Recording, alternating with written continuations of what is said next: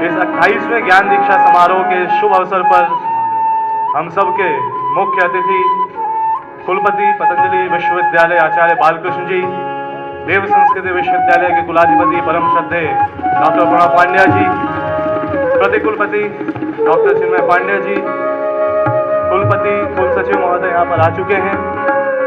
कार्यक्रम का आरंभ हम लोग दीप प्रज्वलन के माध्यम से करने जा रहे हैं। ओम अग्नेय सुपथाराय अस्मान् विश्वानि देववयुनानि विद्वान् युयोधस्मजुराणमेनो भूरि शान्ते नमोक्तिं विधेम। उन कुल पिता का स्मरण हम आज करते हैं। ओम गुरुर्ब्रह्मा गुरुर्विष्णु गुरुरेव महेश्वरः गुरु साक्षात् परब्रह्म तस्मै श्री गुरवे नमः। तस्मै श्री गुरवे नमः।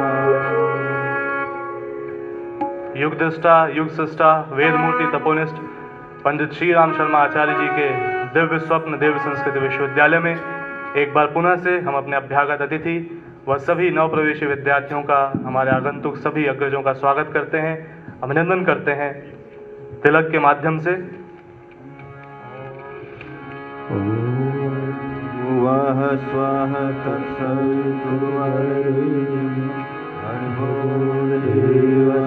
धीमहि धियो यो नः प्रचोदयात्। आप सभी से निवेदन है, कृपया अपना स्थान ग्रहण कर लें।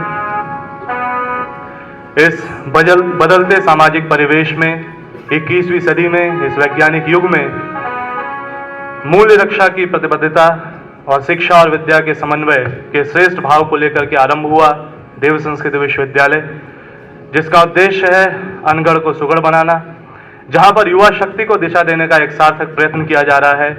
शिक्षा व्यवस्था में आमूलचूल परिवर्तन का यह अनुपम उदाहरण है, जहां पर अच्छा बोला जाता है, अच्छा किया जाता है, अच्छा सोचा जाता है। इसी विशेष विश्वविद्यालय के इस विशेष क्रम में आज देव संस्कृति विश्वविद्यालय के इस ज्ञान दीक्षा समारोह में हम सभी के मध्य उपस्थित पतंजलि विश्वविद्यालय के कुलपति आचार्य बालकृष्ण जी का हम सब स्वागत अभिनंदन करते हैं। मैं निवेदन करूंगा परम श्रद्धेय कुलाधिपति महोदय से कि वे विश्वविद्यालय की ओर से, गायत्री परिवार की ओर से इन पुष्पों के माध्यम से हमारे आज के मुख्य अतिथि आचार्य बालकृष्ण जी का स्वागत करें, अभिनंदन करें।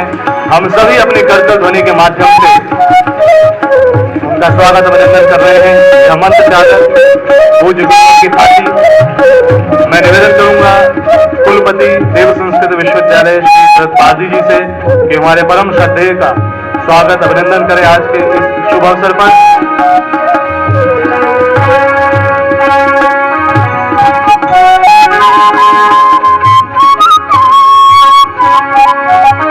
देव संस्कृत विश्वविद्यालय की स्थापना से आरंभ हुआ एक विशेष क्रम। दीक्षा का अंत तो तब होगा जब दीक्षा का आरंभ होगा, और ज्ञान दीक्षा की अद्भुत परंपरा जिसको आरंभ किया गया, उसके इस 28वें वर्जन को प्रारंभ करने से पूर्व आप सभी से हम निवेदन करेंगे कि कृपया उन संकल्पों को, उन उद्देश्यों को, उन विचारों को पुनः स्मरण करें। कुल गीत के लिए कृपया आप सभी अपने स्थान पर खड़े हो जाएं। कुल गीत के माध्यम से इस क्रम को हम लोग आगे बढ़ाने जा रहे हैं। देव संस्कृति विश्वविद्यालय का कुल गीत प्रारंभ।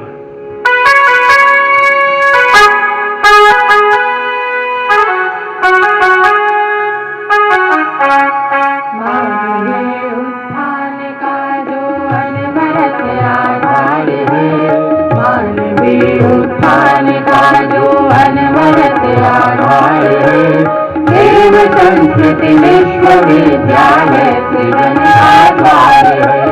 देव संस्कृति विश्वविद्यालय सृजन का द्वार है।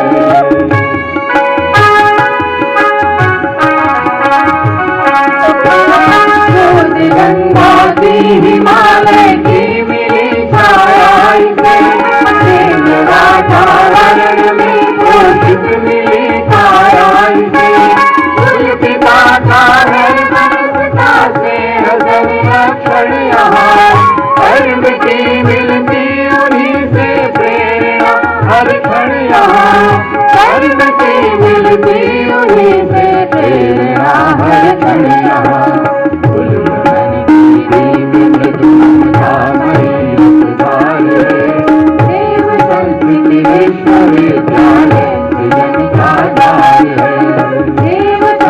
संस्कृति विश्वविद्यालय सृजन का द्वार है।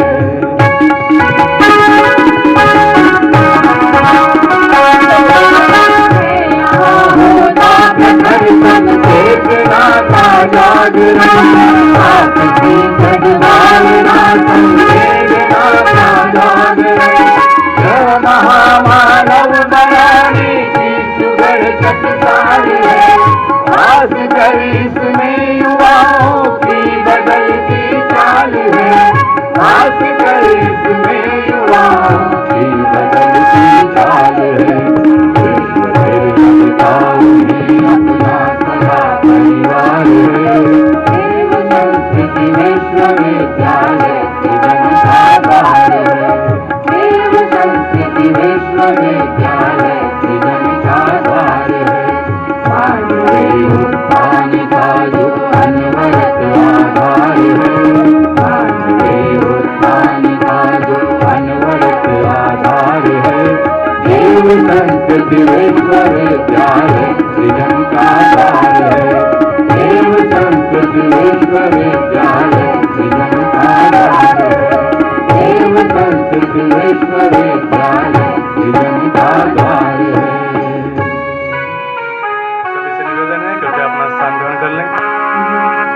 आज का ये विशिष्ट अवसर जब विश्व में देव संस्कृति को लेकर कार्य कर रहे दो विशिष्ट विश्वविद्यालय के प्रतिनिधि हम सबके सम्मुख हैं, तो वहीं दूसरी ओर साथ ही साथ एक और जहां नव प्रवेशी छात्र छात्राएं हैं, तो वहीं पूर्व से अध्ययनरत छात्र छात्राएं भी यहाँ पर बैठे हैं।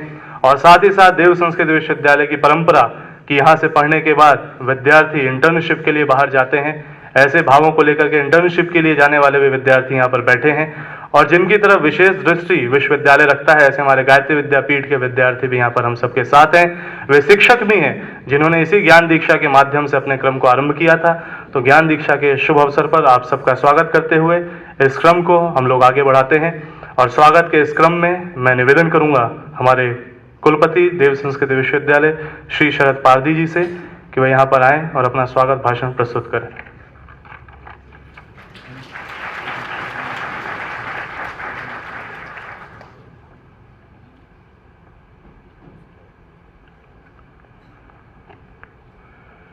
सभी से निवेदन, गायत्री मंत्र एक साथ एक स्वर में मेरे साथ कहने का कष्ट करेंगे। ओम भूर्भुवः स्वाहा तत्सवितुर्वरेण्यं भर्गो देवस्य धीमहि धियो यो नः प्रचोदयात्। इस विश्वविद्यालय के कण में विराजित गुरु सत्ता को नमन। ओम गुरुर्ब्रह्मा गुरुर्विष्णु गुरुर्देव महेश्वरः गुरुः साक्षात् परब्रह्म तस्मै श्री गुरवे नमः। मातृवत् लालयित्री च पितृवत् मार्गदर्शिका नमोस्तु गुरुसत्तायै श्रद्धा प्रज्ञायुता चया श्रद्धा प्रज्ञायुता चया। परम पूज्य गुरुदेव परम वंदनीय माता जी के सूक्ष्म उपस्थिति में इस 28वें ज्ञान दीक्षा समारोह के हमारे विश्वविद्यालय के कुलाधिपति, अखिल विश्व गायत्री परिवार के प्रमुख और हम सबके दीक्षा गुरु डॉक्टर प्रणव पंड्या जी यहाँ पे उपस्थित है। मैं सबसे प्रथम उनका स्वागत करता हूँ। आज के समारोह के विशिष्ट अतिथि, प्रमुख अतिथि कुलपति आचार्य श्री बालकृष्ण जी, कुलपति पतंजलि विश्वविद्यालय हरिद्वार से, हमारे विश्वविद्यालय के प्रतिकुलपति डॉक्टर चिन्मय जी और हमारे रजिस्ट्रार जी संदीप कुमार जी, और उपस्थित इस विश्वविद्यालय के सभी आचार्य आचार्याएं शांतिगुण से पधारे और शांतिगुण से पधारे और हमारे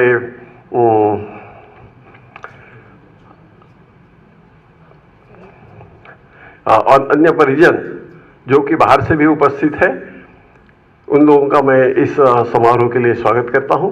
विशेषकर हमारे विद्यार्थी जो कि दीक्षा लेने वाले हैं और अन्यथा भी जो विद्यार्थी यहाँ पे उपस्थित हैं, आप लोगों का मैं हृदय से इस कार्यक्रम के लिए स्वागत करता हूँ। वस्तुतः दीक्षा ये अपने गुरु से ली जाती है और दीक्षा जो समारोह पूर्वक हम मनाते हैं, यह एक ज्ञान पाने की एक विधि है और यह गुरु वर्ण से शुरू होती है।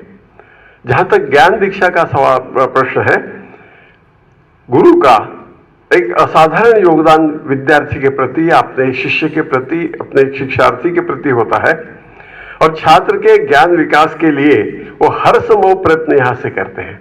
और मित्रों, आप देखेंगे जब आप यहाँ पे अपना शिक्षण क्रम आरंभ कर देंगे तो हमारे कुलाधिपति जी आपकी क्लासेस लेंगे, अन्य आपके आचार्य आपकी क्लासेस लेंगे। आपको हर संभव प्रयास होगा कि आपको ज्यादा से ज्यादा अच्छी चीज देने का प्रयास होगा। आप लोगों से हम अपेक्षा क्या रखते हैं? आदर्शों के प्रति सघन निष्ठा आपकी होनी चाहिए, गुरु के प्रति अनन्य श्रद्धा, जो कि आपको आज दीक्षा देने वाले हैं, और ज्ञान प्राप्ति के लिए आत्मविश्वास युक्त आपकी मानसिकता अगर बनी रहे तो आप एक अच्छे विद्यार्थी बनकर इस ज्ञान दीक्षा को ग्रहण कर सकते हैं। परम पूज्य गुरुदेव के शब्दों में प्रस्तुत करूं, उन्होंने कहा है, संकल्प, धैर्य और श्रद्धा के त्रिविध सुयोग अपनाए रहने पर मनोभूमि ऐसी बनती है कि आध्यात्म ज्ञान के दिव्य अवतरण को धारण कर सके। यह पात्रता ही शिष्यत्व है और आपसे यही अपेक्षा है कि इस पात्रता को आप विकसित करेंगे और आप इस योग्य बनेंगे कि यहाँ से ज्ञान पाने के बाद में आप अपने समाज में, अपने जीवन में एक प्रखर और अच्छे व्यक्ति बनेंगे। मैं अपने भाषण का, अपने स्वागत बात का समापन ऐसे करूंगा। महर्षि अरविंद जी ने कहा है, do nothing, try to think nothing which is unworthy to divine. अर्थात जो देवत्व के योग्य न हो ऐसा न सोचे न करें। अगर ऐसी मानसिकता लेकर आप यहाँ पे बैठते हैं, जो भी कर्म यहाँ पे दीक्षा का होगा उसके अंदर आप पूरा मनोयोग लगाते हैं, तो आप निश्चित जानिए कि आपके अंदर परिवर्तन की शुरुआत आज से शुरू होने जा रही है। आज का बहुत शुभ दिवस है आप लोगों के लिए और मैं आपको शुभकामनाएं देता हूं और आप सभी का स्वागत करता हूं। ओम शांति। धन्यवाद सर। एक अजीब सा उत्साह है हम सभी के मन में, कारण क्योंकि आज इस विश्वविद्यालय में कुछ नई पौधें फिर से आरोपित की जा रही हैं, जिनसे उम्मीद है कि वो होंगे एजेंट्स ऑफ चेंज। इसी भाव को लेकर के आगे बढ़ते हैं। गुरुदेव ने जिस शिक्षा और विद्या की बात की, उसकी जो थ्योरीज गुरुदेव ने अपनी किताबों में लिखी, उसकी प्रैक्टिकल क्लासेस जिनकी बाल्यावस्था से जिनको मिली, एक ऐसी शख्सियत हमारे साथ हैं और उनको यहाँ पर आमंत्रित करने से पूर्व मैं जरूर बताना चाहूँगा कि गुरुदेव के उस सिद्धांत डेवलप एंड सरेंडर, जिसको गायत्री परिवार ने हमेशा से माना, ग्लोबल स्टैंडर्ड्स पर अपनी प्रामाणिकता सिद्ध करने के पश्चात देव संस्कृति विश्वविद्यालय की आवाज़ पर जो यहाँ पर हम सबके मध्य आए, ऐसे हमारे युवा प्रतिकुलपति महोदय को मैं आमंत्रित करता हूँ कि वे इस दीक्षारंभ की पृष्ठभूमि से हम सभी को अवगत कराएं। डॉक्टर चिन्मय पांड्या सर।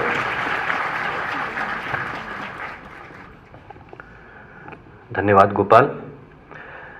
परम पूज्य गुरुदेव, परम वंदनीय माता जी की सूक्ष्म उपस्थिति को साक्षी मानकर गायत्री मंत्र के साथ अपनी बात प्रारंभ करना चाहूँगा। गायत्री मंत्र भगवान सूर्य का, सविता देवता का, माँ गायत्री का मंत्र है। इस सभागार में ऐसा कोई व्यक्ति नहीं है जिसे गायत्री मंत्र ना आता हो। तो हर एक से प्रार्थना ये करूँगा कि जब हम लोगों के होठ हिलें गायत्री मंत्र के उच्चारण के लिए, तो हमारे अंतर्मन के भाव भी झंकृत हों, अंतस की गहराइयों से पुकार उठेगी तो भगवान के द्वार तक जाएगी।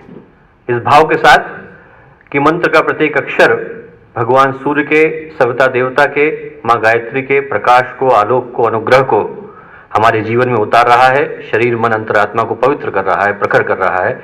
एक बार गायत्री मंत्र साथ साथ कमर सीधी कर लें, जो जहां पर हैं स्थिर हो जाएं, भगवान सूर्य का, माँ गायत्री का, सविता देवता का ध्यान करें। ओम भूर्भुवः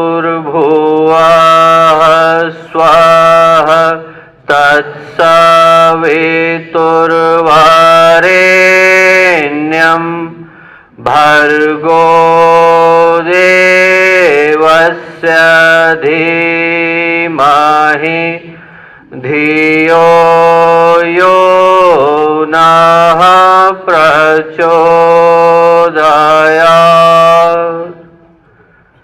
परम पूज्य गुरुदेव परम वंदनीय माता जी के सूक्ष्म सानिध्य में आज के इस 28वें ज्ञान दीक्षा के शुभारंभ के अवसर पर यहाँ पर उपस्थित हम सबके श्रद्धेय, आदरणीय, सम्माननीय, हम सबका सतत मार्गदर्शन करने वाले कुलाधिपति महोदय, इस कार्यक्रम के मुख्य अतिथि हमारे अनन्य मित्र आत्मीय श्री बालकृष्ण जी, देव संस्कृति विश्वविद्यालय के कुलपति, कुल सचिव, यहाँ उपस्थित सभी आचार्य आचार्यगण, देव संस्कृति विश्वविद्यालय शांतिकुंज परिवार के सभी कार्यकर्तागण, हमारे वो विद्यार्थी जो इस विश्वविद्यालय के पिछले 3-5 वर्षों से सदस्य रहे हैं और सदा इस विश्वविद्यालय का गौरव बढ़ाते रहे हैं, और वो विद्यार्थी जो आज से इस विश्वविद्यालय का अंग होने जा रहे हैं। भाइयों और बहनों, मित्रों, जीवन में सफलता संघर्ष की सीढ़ियों पर चढ़ने के उपरांत ही मिलती है। लाखों वर्षों तक कोयला घिसा जाता है तब जाकर के हीरा बन पाता है। भट्टी में सोना तपता है तो कुंदन बन पाता है। धारा के विपरीत तैरने वाले ही तैराक बन पाते हैं। और उसी तरह आज वो सभी नवप्रवेशी नवागंतुक विद्यार्थी जो इस प्रतिष्ठित विश्वविद्यालय की प्रतिष्ठित प्रवेश परीक्षा में उत्तीर्ण होकर आज इस विश्वविद्यालय का अंग बने हैं, सबसे पहले तो मैं आपका विश्वविद्यालय परिवार की ओर से हार्दिक स्वागत करता हूं, शुभकामनाएं देता हूं। परमात्मा करे कि जिस उद्देश्य को लेकर आप इस विश्वविद्यालय का अंग बने हो वो पूर्ण हो, सफल हो, अपने अभीष्ट को प्राप्त करें। इस संक्षिप्त से उद्बोधन में ज्ञान दीक्षा का उद्देश्य क्या है, इस विषय पर 2 बातें आपसे करना चाहूंगा। यदि हमें ज्ञान दीक्षा की प्रासंगिकता को समझना हो तो हमें इस परिसर से बाहर की दुनिया पर एक दृष्टि डालनी होगी। प्यारे बच्चों, इस परिसर की चारदीवारी के बाहर एक दूसरी दुनिया निवास करती है। एक ऐसी दुनिया निवास करती है जहां पर स्वार्थों की आपूर्ति के लिए संबंधों की आहुति देने में किसी को संकोच नहीं। एक ऐसी दुनिया निवास करती है जहां पर आदमी को मिटा देने में, लुटा देने में, बर्बाद कर देने में गर्व का अनुभव करता है। एक ऐसी दुनिया निवास करती है जहां पर हर व्यक्ति के लिए मुझे यही चाहिए, अभी चाहिए, इसी वक्त चाहिए, किसी कीमत पर चाहिए, दूसरे का गला घोंट करके चाहिए, ये भाव उसके जीवन का मूल मंत्र बन गया है। एक ऐसी दुनिया निवास करती है जहां पर व्यक्ति भटके हुए हैं, परिवार टूटे हुए हैं, समाज बिखरे हुए हैं। एक ऐसी दुनिया निवास करती है जहां पर स्वार्थ, संकीर्णता, निकृष्टता, क्षुद्रता, धर्म, न्याय, नीति, सदाचार से ऊपर बढ़कर के तौले जाते हैं। ये दुनिया सामूहिक आत्महत्या की दुनिया है। ये दुनिया ऐसी है जिसका बर्बाद होना, नष्ट होना तय, और इस दुनिया को बदलने की आवश्यकता है। इस दुनिया को बदलने के लिए प्यारे बच्चों ऐसे व्यक्तित्वों की आवश्यकता है जिनका जीवन उन प्रकाश स्तंभों की तरह हो जो भटकते हुए राहियों को दिशा दिखा सके, जिनका जीवन उन रोशनी देते दियों की तरह हो जो घटाटोप अंधियारे से लड़ने का साहस रखते हो, जिनका जीवन उन नींव के पत्थरों की तरह हो जो अपने कंधों पर इमारतों को उठाने का जज्बा रखते हो, जिनका जीवन उन नाव के मस्तूलों की तरह हो जो धारा के विपरीत जाने का दम रखते हो, जिनका जीवन उन श्रीराम मत, स्वामी विवेकानंद की तरह हो जो अपने जीवन से, व्यक्तित्व से दूसरों के लिए प्रेरणा बनने का साहस रखते हो। और आज ज्ञान दीक्षा के इस अवसर पर मैं आपको याद दिलाना चाहूंगा कि विश्वविद्यालय ऐसे ही व्यक्तित्वों को तलाशने का, तराशने का, तैयार करने का काम करता है। यूं कहने को तो हमारे अतिरिक्त 761 विश्वविद्यालय और भारत भूमि पर हैं, 1 लाख के करीब पोस्ट ग्रेजुएट कॉलेज भी हैं, और उन सब के प्रति हमारे मन में सम्मान है। वो सब अपनी जगह पर श्रेष्ठ हैं। अंतर मात्र इतना है कि इस विश्वविद्यालय की परिकल्पना गुरुदेव ने उन विद्यार्थियों को ध्यान में रख करके की थी जिनके मन में देश के लिए, समाज के लिए थोड़ा दर्द है, जिनके अंतर में कहीं गहरे में यह भावना है कि इस देश को, इस राष्ट्र को, इस संस्कृति को उसका खोया हुआ गौरव, स्वाभिमान, आत्मविश्वास लौटाने की आवश्यकता है। और ये विश्वविद्यालय ढूंढ कर, खोज कर, पुकार कर उन विद्यार्थियों को यहां पर बुलाता है। और आज की ज्ञान दीक्षा का पर्व आपको वही पुकार याद दिलाने का पर्व है। आज की ज्ञान दीक्षा का पर्व आपको गुरुदेव का वो सपना याद दिलाने का पर्व है जो उन्होंने 1964 में लिखा था। मार्च 1964 में अखंड ज्योति में गुरुदेव ने लिखा कि विश्वविद्यालयों का उद्देश्य मात्र साक्षरता देना नहीं होना चाहिए। यदि सारे के सारे विश्वविद्यालय, यूनिवर्सिटीज डिग्री, सर्टिफिकेट बांटने का जरिया बन गए तो उनमें और फोटोकॉपी की मशीन में अंतर क्या रह जाएगा? विद्यार्थियों को जीवन के मूल्य कौन देगा? विद्यार्थियों को जीवन के पथ का भान कौन कराएगा? इसलिए प्यारे विद्यार्थियों, आपके मन में आज ये गौरव लाने की भावना कि आप एक ऐसे विश्वविद्यालय का अंग बनने जा रहे हैं जहां पर ज्ञान दीक्षा के अवसर पर आपको ये याद दिलाया जाता है कि एक ऐसा विश्वविद्यालय भी है जो आपको जीवन में साक्षरता के अतिरिक्त सार्थकता भी देता है। एक ऐसा विश्वविद्यालय भी है जो आपको जीवन के प्रति प्रतिबद्धता, चिंतन में उत्कृष्टता, चरित्र में प्रामाणिकता, भावनाओं में समृद्धता देता है। एक ऐसा विश्वविद्यालय भी है जो भारतीय परंपराओं की विरासत और वैज्ञानिक उपलब्धियों के भविष्य के बीच में सेतु बनकर के आपके सामने आता है। एक ऐसा विश्वविद्यालय भी है जो अपने योग, दर्शन, संस्कृत और अध्यात्म की वजह से जाना जाता है, तो अंतर्राष्ट्रीय विस्तार, अंतर्राष्ट्रीय फलक, गीता ध्यान की कक्षाओं की वजह से भी जाना जाता है। आज का यह दिन, ज्ञान दीक्षा का यह पर्व आपको विश्वविद्यालय की इन्हीं अनूठी अद्वितीय विशेषताओं से परिचित कराने का पर्व है। आपके मन में गौरव भरने का पर्व है कि आप लोग जहां जाएं, आपके मन में भाव रहे कि हम लोग साधारण विश्वविद्यालय का अंग नहीं है, हम लोग किसी विशेष विश्वविद्यालय का, किसी विशेष स्कीम का, किसी विशेष उद्देश्य का हिस्सा हैं। तो मैं आप लोगों से ये प्रार्थना करूंगा कि आप लोग जहां कहीं से जो भी भावना लेकर के आए हो, वो भावना अपनी जगह पर रहे, पर मन में गौरव की भावना बलवती रहे कि विश्वविद्यालय हमारी मां है। यदि कोई इस पर आंख उठाएगा तो उसका हाथ उठाने का, हाथ काटने का साहस हम लोग रखते हैं। अंत में बस पूज्य गुरुदेव की कहानी सुना करके मैं अपनी बात को यहीं पर समाप्त करूंगा कि हम लोग छोटे थे तो गुरुदेव बच्चों को पास में बैठा करके कहानी सुनाया करते थे, और एक कहानी मुझे गुरुदेव की कही हुई सदा याद रहती है।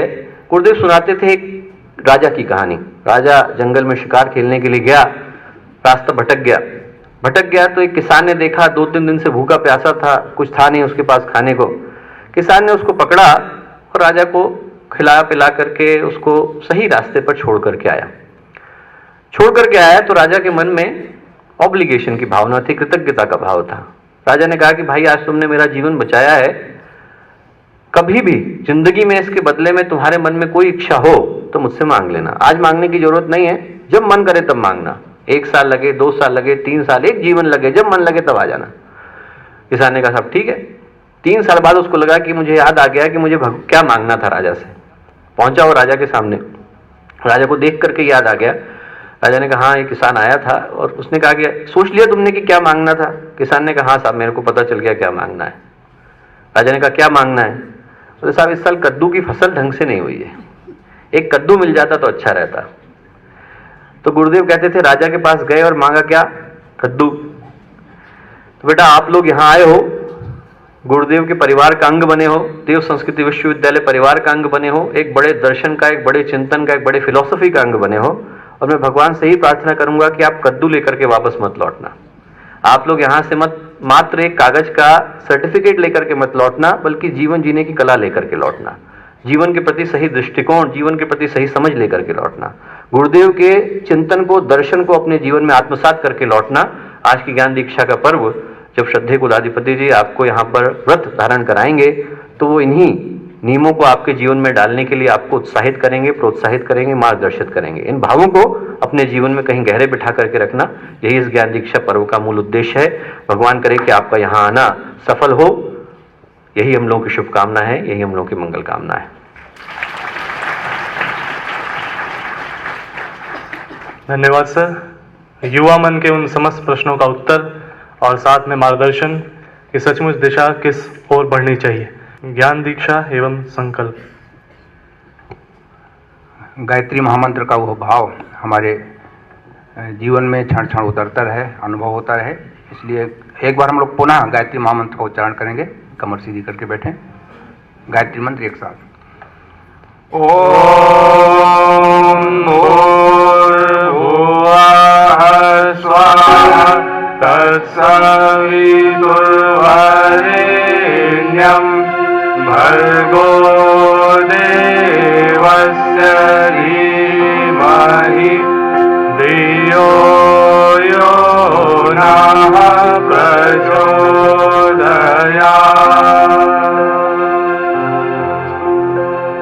ज्ञान दीक्षा का यह कर्मकांड 2 चरण में होगा। पहला सामान्य क्रम अभी हम लोग पूरा करेंगे। विशेष क्रम जो संकल्प धारण का है पूज्य श्रद्धेय कुलाधिपति जी के द्वारा संपन्न कराया जाएगा। सर्वप्रथम पवित्रीकरण का भाव करते हैं। पवित्रता जीवन के लिए अनिवार्य है, आवश्यक है। श्रेष्ठ कार्य पवित्र होकर के ही किए जाते हैं। शिवो भूत्वा शिवम यजेत का भाव हम जीवन में धारण करें। सभी लोग कमर सीधी करके बैठें, दोनों हाथ गोद में रख लें। हमारे स्वयंसेवक भाई जल का विसिंचन करेंगे, पात्र लेकर खड़े हो जाएं। मंत्रों के साथ जल का विसिंचन होगा। भावना करें, हमारा शरीर धुल रहा है, हमारा आचरण पवित्र हो रहा है, हमारा मन धुल रहा है, भावनाएं पवित्र हो रही हैं, हम अंदर और बाहर से पवित्र हो रहे हैं। इस भाव से अभिषेचन होगा। सूत्र यहाँ से बोले जाएंगे, क्रमशः दोहराते रहें। ओम पवित्रता मम, ओम पवित्रता मम, मनः काय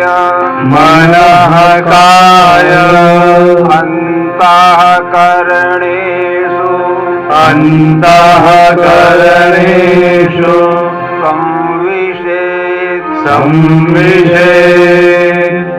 दोनों हाथ जोड़कर प्रार्थना करें। पवित्रता हमें सन्मार्ग पर चलाए, पवित्रता हमें महान बनाए, पवित्रता हमें शांति प्रदान करे। सूत्र दोहराएं।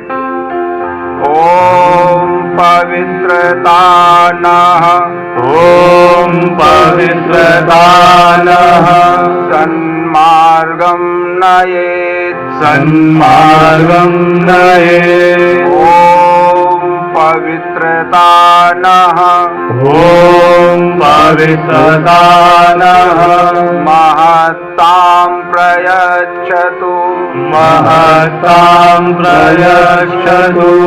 ओम पवित्रता नः, ओम पवित्रता नः, शान्तिं प्रददातु, शान्तिं प्रददातु। अगला क्रम प्राणायाम का है। सूर्य से इस सारे विश्व को प्राण शक्ति की विभिन्न धाराएं अग्नि रूप से बहती रहती हैं, संचार होता रहता है, वो प्राप्त होती रहती हैं। वृक्ष, वनस्पति, पशु पक्षी आदि उसका लाभ लेते रहते हैं। मनुष्य में ये क्षमता है कि उस प्राण तत्व को अपने संकल्प से, अपनी भावनाओं से विशेष रूप से धारण करे। विशेष कार्य करने के लिए विशेष प्राण की आवश्यकता होती है। हम जिस संकल्प के साथ आज इस विश्वविद्यालय में प्रवेश होने जा रहे हैं, विशेष कार्य करने के लिए, अपने व्यक्तित्व को विशेष रूप से उभारने के लिए, प्रतिकूलताओं से जूझने की सामर्थ्य पाने के लिए आइए हम उस विशेष प्राण का आह्वान करें प्राणायाम के द्वारा। कमर सीधी करके बैठें, दोनों हाथ गोद में, ध्यान मुद्रा में बैठें। मंत्र यहाँ से बोला जाएगा। मंत्र के साथ धीरे धीरे लंबी गहरी श्वास खींचें, कुछ देर तक उसको रोकें, यथाशक्ति धीरे धीरे उसको बाहर निकालें। भावना करें, हे विश्व के स्वामी, हे सबके उत्पन्न करता और संचालन करता सविता देव, हमें बुराइयों से बचाइए, श्रेष्ठताओं से जोड़िए। मंत्र के साथ प्राणायाम। ओम विश्वानि देव सवितर्दुरितानि परासुव, यद्भद्रं तन्न आसुव।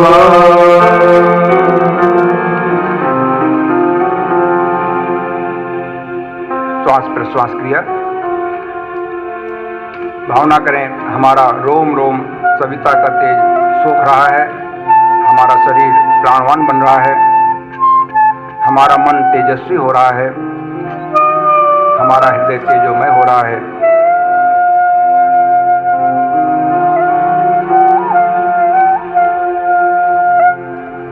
मस्तिष्क संस्कार। अगली क्रिया तिलक धारण की है। पूजा के पात्र में रोली चंदन है, उसको अनामिका उंगली में ले लें। तिलक अर्थात श्रेष्ठता का सम्मान। शरीर की क्रियाओं का संचालन विचारों से होता है। विचारों का केंद्र मस्तिष्क, शरीर विचारों से चलने वाला एक यंत्र है। विचारों में श्रेष्ठता का देवत्व का संचार होता रहे तो सारे क्रियाकलाप श्रेष्ठ होते हैं, मनुष्य गौरव को प्राप्त होता है। आइए हम अपने मस्तिष्क को संस्कारित करें इस चंदन के माध्यम से, दिव्य गुणों को जीवन में धारण करने के संकल्प के साथ। रोली हाथ में ले लें, यहाँ से सूत्र बोले जाएंगे, दोहराएंगे, बाद में मस्तक पर तिलक लगाएंगे। ओम मस्तिष्कम, ओम मस्तिष्कम शांतं भूयात्, शांतं भूयात्। ओम अनुचितः आवेशः, ओम अनुचितः आवेशः मा भूयात्, मा भूयात्। ओम शीर्षं, ओम शीर्षम् उन्नतं भूयात्, उन्नतं भूयात्। ओम विवेकः, ओम विवेकः स्तरीभूत भूयात् श्री भूयात्। मातृवंदना धरती माँ का पूजन आह्वान करेंगे। माँ का स्पर्श करते हुए माँ से प्रार्थना करेंगे, हे माँ, आपके दिव्य गुण हमारे जीवन में भी आए। आप उर्वर हैं, हमें श्रेष्ठ वृत्तियाँ दें। आप पोषण कर्त्री हैं, हमारी श्रेष्ठताओं को पुष्ट करें। आप धारण कर्त्री हैं, हमें ज्ञान धारण करने की शक्ति दें। आप सुगंध की स्रोत हैं, हमारे जीवन को सद्गुणों से सुगंधित बना दें। धरती माँ का स्पर्श करते हुए माँ को वंदना करें, पूजन करें। सूत्र यहाँ से बोला जा रहा है, दोहराएं। ओम माता भूमि, ओम माता भूमि, पुत्रोऽहं पृथिव्याः, पुत्रोऽहं पृथिव्याः, नमो मात्रे पृथिव्यै, नमो मात्रे पृथिव्यै। धरती माँ की वंदना के साथ ही हम परमात्मा की विभिन्न शक्ति धाराओं को नमन करते हैं। वे शक्ति धाराएं जो हमें विभिन्न रूपों में हमको शक्ति देती हैं, प्रेरणा देती हैं, प्रकाश देती हैं, हमें आगे बढ़ने की शक्ति देती हैं। आइए सूत्र यहाँ से बोले जाएंगे, दोहराते जाएंगे। जो हमें सबके अंदर चर आचार जगत में इकाई में संव्याप्त है, जिसके अंदर यह सारा संसार समाया हुआ है, उस परमात्मा सत्ता को नमन करें। ओम परमात्मने नमः, ओम परमात्मने नमः। जो सदा देती रहती हैं, देने की प्रेरणा देती हैं, परमात्मा की उन सभी देव शक्तियों को नमन करें। ओम सर्वाभ्यो, ओम सर्वाभ्यो, देव शक्तिभ्यो नमः। देव शक्तिभ्यो नमः। जिन्होंने परमात्मा की दिव्य शक्तियों को धारण कर अपने आप को दिव्य बनाया, हमारे लिए दिव्य वातावरण बनाने हेतु स्वयं को खपाया, उन देव पुरुषों, अवतारियों, ईश्वर दूतों को नमन। ओम सर्वेभ्यो, ओम सर्वेभ्यो, देव पुरुषेभ्यो नमः। देव पुरुषेभ्यो नमः। जिन्होंने अपने आप को जीता और सत्प्रवृत्ति संवर्धन में प्राणपण से संलग्न रहे, उन महाप्राणों, संतों, सुधारकों, शहीदों को नमन। ओम सर्वेभ्यो, ओम सर्वेभ्यो, महाप्राणेभ्यो नमः। महाप्राणेभ्यो नमः। जिनमें सुसंस्कारों की सुवास भरी है, जो संपर्क में आने वाले प्रत्येक को पुण्य प्रेरणा प्रदान करते हैं, सभी धर्म संप्रदायों से संबंधित उन दिव्य क्षेत्रों को, तीर्थों को नमन। ओम सर्वेभ्यः, ओम सर्वेभ्यः, तीर्थेभ्यो नमः। तीर्थेभ्यो नमः। जिसके अभाव में मनुष्य ज्ञान अंधकार में ही भटकता रह जाता है, उस महाविद्या को नमन। ओम महाविद्यायै नमः। ओम महाविद्यायै नमः। आवाहित देव शक्तियों का पंचोपचार पूजन करेंगे। पूजा वेदी पर एक स्वयंसेवक प्रतिनिधि बहन प्रतीक रूप में सामग्री समर्पित करें। हम लोग हाथ जोड़कर प्रार्थना करें, हे देव, जल के रूप में आप हमारी सहज श्रद्धा को स्वीकार करें। गंधाक्षत के रूप में हमारी सदा सहता का अटूट निष्ठा को स्वीकार करें। पुष्प के रूप में हमारे अंतः का उल्लास आपको समर्पित है। धूप दीप के रूप में हमारी प्रतिभा योग्यता को स्वीकार करें और नैवेद्य के रूप में हमारे साधन संपदा का एक अंश आपको समर्पित है, इसे स्वीकार करें। ओम सर्वेभ्यो देवेभ्यो नमः। ओम सर्वेभ्यो देवेभ्यो नमः। जलम जलम गंधाक्षतम गंधाक्षतम पुष्पम पुष्पम धूपम धूपम दीपम दीपम नैवेद्यम नैवेद्यम समर्पयामि। समर्पयामि। अनंत रूप परमात्मा को दोनों हाथ जोड़कर मस्तक झुकाकर नमन करें। ओम नमो अनंताय सहस्रमूर्तये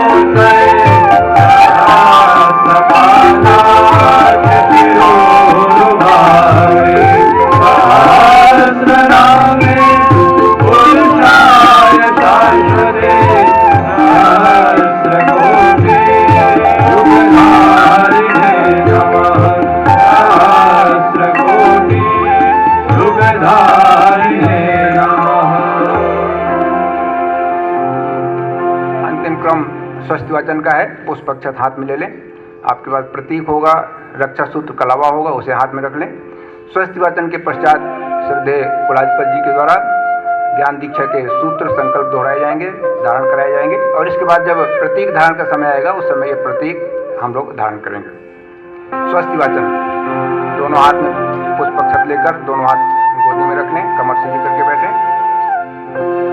ॐ गणानां त्वा गणपतिं हवामहे, प्रियाणां त्वा प्रियपतिं हवामहे, निधीनां त्वा निधिपतिं हवामहे, वसो मम आहं जानि गर्भधमा त्वं जासि गर्भधम्मा। ॐ स्वस्ति न इन्द्रो वृद्धश्रवाः, स्वस्ति नः पूषा विश्ववेदाः, स्वस्ति नस्तार्क्ष्यो अरिष्टनेमिः, स्वस्ति नो बृहस्पतिर्दधातु। ॐ पयः पृथिव्यां पय ओषधीषु, पयो दिव्यन्तरिक्षे पयोधाः, पयस्पतिः प्रदिशः सन्तु मह्यम्मा। ॐ विष्णोरराटमसि विष्णोः, स्थाप्तेस्तो विष्णोः, शूरसि विष्णो ध्रुवोऽसि, वैष्णवमसि विष्णवे त्वाम्। ॐ अग्निर्देवता वातो देवता, सूर्यो देवता, चन्द्रमा देवता, वसवो देवता, रुद्रा देवता, आदित्या देवता, मरुतो देवता, विश्वे देवा देवता, बृहस्पतिर्देवतेन्द्रो देवता, वरुणो देवता। ॐ द्यौः शान्तिरन्तरिक्षं शान्तिः, पृथिवी शान्तिरापः शान्तिरोषधयः शान्तिः, वनस्पतयः शान्तिर्विश्वे देवाः शान्तिर्ब्रह्म शान्तिः, सर्वं शान्तिः, शान्तिरेव शान्तिः, सामा शान्तिरेधि। ॐ विश्वानि देव सवितर्दुरितानि परासुव, यद्भद्रं तन्न आसुव। ॐ शान्तिः शान्तिः शान्तिः, सर्वारिष्ट सुशान्तिर्भवतु। मस्तक से लगाएं और अपने पास रखें। अब श्रद्धेय कुलाधिपति जी द्वारा ज्ञान दीक्षा का संकल्प सूत्र दोहराया जाएगा।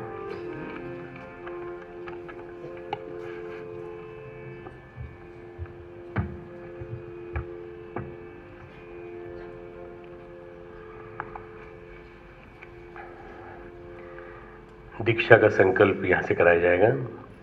अपना मुट्ठी बांध के हाथ ऐसा ऊपर कर लें इस तरह से और मेरे साथ साथ दोहराएंगे जो मैं बोलूँगा। मैं जब बोलूँगा मैं, तो सभी छात्र छात्राएं अपने अपने नाम बोलेंगे। उसके बाद फिर मेरे बताए हुए निर्देशों के अनुसार दोहराते रहेंगे।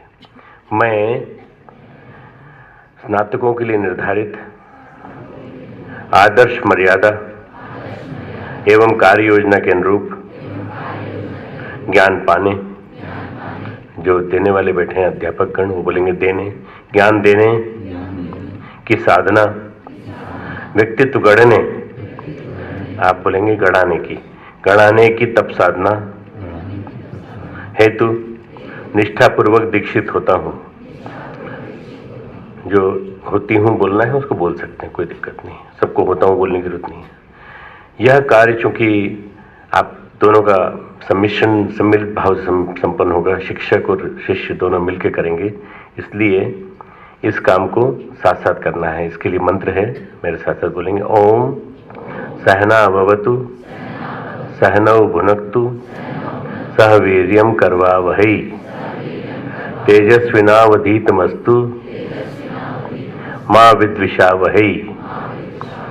इसका हिंदी अर्थ है, साथ साथ हो रक्षण पालन, साथ साथ पुरुषार्थ करें, तेजस्वी हो ज्ञान हमारा, नहीं परस्पर द्वेष करें।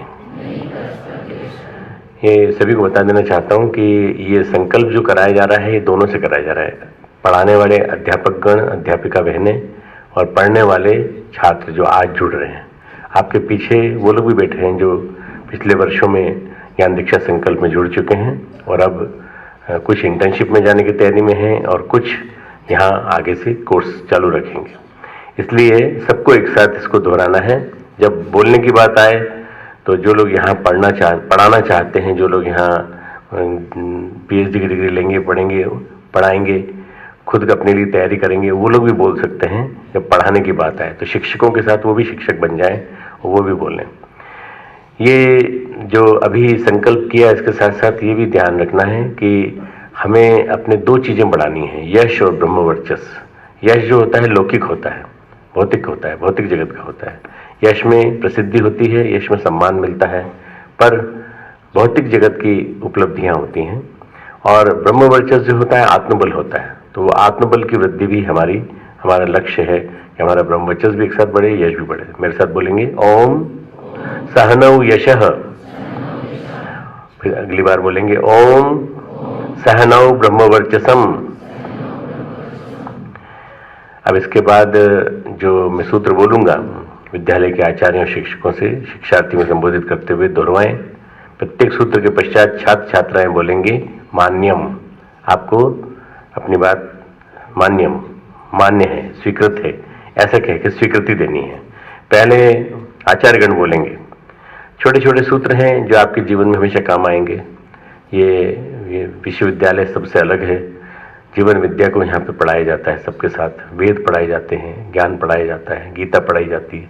तो ये जो भी आप सीखेंगे यहाँ पर वो आपके जीवन में उतरना चाहिए। गुरुकुलों में, आरण्यकों में, आश्रमों में, तीर्थों में यही पढ़ाया जाता था। और इसके पढ़ाने की वजह से उस समय सच बोलने वाले, धर्म पे चलने वाले लोगों की संख्या कम नहीं थी, बहुत ज़्यादा थी। तो अब मेरे साथ साथ बोलेंगे आचार्यगण। सत्यम वद। स्वीकार है आपको? धर्मम चर, मतलब धर्म का आचरण करो, ठीक है ना।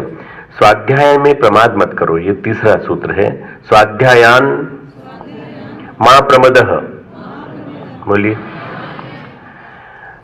अब धर्म में प्रमाद न करें। धर्म यानी कर्तव्यपरायणता, धर्म यानी ड्यूटी, धर्म यानी हम अपने कर्तव्यों को संस्कृति के निर्देशों के अनुरूप, शुद्धि के अनुसार अपने चलाएंगे, आचरण में उतारेंगे। धर्म में प्रमाद न करना। धर्मान न प्रमदितव्यम। बोलिए। अब हमारी शिक्षा और हमारी विद्या दोनों मिलकर के एक बात कहती हैं कि संसाधनों के संकलन में प्रमाद न करें। संसाधन क्या होते हैं? बुद्धि, भावना, विद्या, जो हमारे अंदर विनम्रता और सब सिखाती है। तो इनके संकलन में हम प्रमाद नहीं करेंगे। हम निरंतर इनको विकसित करते रहेंगे। इसके अलावा स्वास्थ्य विकसित करेंगे। इसके अलावा हम अपने चिंतन को हमेशा व्यवस्थित बनाए रखेंगे, तनाव रहित जीवन जिएंगे। तो हमारे संसाधन, आंतरिक संसाधन और बहिरंग संसाधन, इन दोनों के हम विकास निरंतर करते रहेंगे। ये विकास में प्रमाद नहीं करेंगे। भूत्यई न प्रमदितव्यम। इसका अर्थ है संसाधनों के विकास में प्रमाद नहीं करेंगे, ठीक है ना। अगला है स्वाध्याय और प्रवचन में प्रमाद नहीं करेंगे। अगर कभी बोलना पड़े, अच्छी बातें बोलनी पड़े तो प्रमाद करने की जरूरत नहीं कि ऐसा हमें तो बोलना भी नहीं आता और हम क्या बोलेंगे, हमसे भी बड़े यहाँ बैठे हैं, ऐसा नहीं। आपको अच्छी बात बोलनी है, बोलिए, कोई दिक्कत नहीं। उत्साह के साथ बोलिए, जोश के साथ बोलिए। दूसरी बात, स्वाध्याय करिए। जब बोलेंगे तब जब आपके पास ज्ञान का संग्रह होगा। स्वाध्याय का मतलब है अच्छे विचारों में निरंतर रमण करना, अच्छे विचारों में निरंतर रमण। जो स्वाध्याय करेगा वही प्रवचन कर सकता है, वही बोल सकता है। प्रवचन का मतलब केवल ये नहीं है कि मंच पे आके प्रवचन करना है। आप जिस किसी से भी बातचीत करेंगे वो प्रवचन है। जिस किसी को भी सत परामर्श देंगे वो प्रवचन है। स्वाध्याय, शिक्षक बोलेंगे, छात्र, शिक्षक, शिक्षिकाएं, स्वाध्याय प्रवचनाभ्याम न प्रमदितव्यम। बोलिए। ये प्रमाद नहीं करेंगे और आपको स्वीकार है, ठीक है ना। उसके बाद मातृदेवो भव, बोलिए, पितृदेवो भव, आचार्य देवो भव। आई मीन माता पिता और आचार्य को हमारे यहाँ देवता माना जाता है, प्रथम द्वितीय तृतीय। अब जो दोष रहित कर्म हैं उन्हीं का सेवन करेंगे, अन्य नहीं। हमारे कर्मों में कहीं भी दोष समा सकता है। गीता में भगवान कृष्ण कहते हैं कोई भी कर्म ऐसा नहीं है जिसमें धुएं में, अग्नि में धुएं की तरह से कर्म में दोष ना हो। दोष हो सकता है, पर हम जितना हो सके 80% 90% कर्म अच्छी तरह से करें, कहीं उसमें कोई दूषण ना आने पाए, प्रदूषण ना आने पाए। तो जो भी कर्म हैं हमारे वो दोष रहित होंगे। हमारे साथ साथ बोलेंगे हमारे आचार्यगण, यानी अनवद्यानि कर्माणि तानि सेवितव्यानि न इतराणि। अब जो अंतिम है लास्ट, कि जो हमारे श्रेष्ठ चरित्र हैं उनका हम पालन करेंगे, अन्य किसी का नहीं। जो हम क्या होता है कि रोल मॉडल किसी और को बना लेते हैं। रोल मॉडल हमें स्वामी विवेकानंद को बनाना चाहिए, जिनका 2 दिन पहले हमने जन्मदिन मनाया।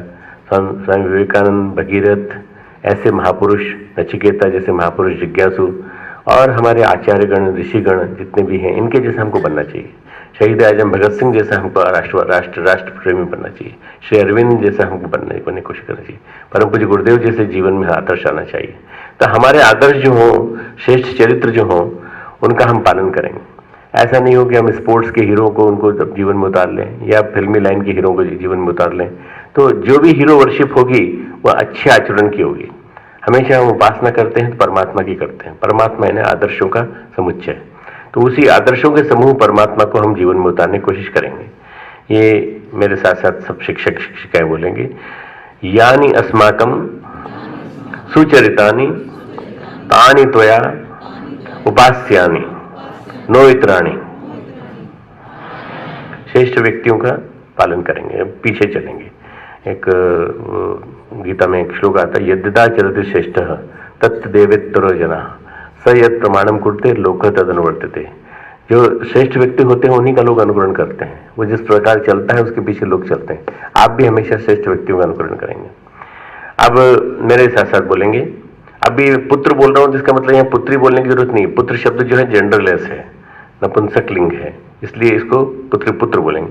मैं पृथ्वी पुत्र हूं, भूमि मेरी माता है, मेरा जीवन मातृभूमि की सेवा में समर्पित रहेगा। मैं लोक कल्याण के लिए समर्पित रहूंगा। संपूर्ण विश्व को अपने ज्ञान और शक्ति से उद्दीप्त रखने की मेरी चेष्टा रहेगी।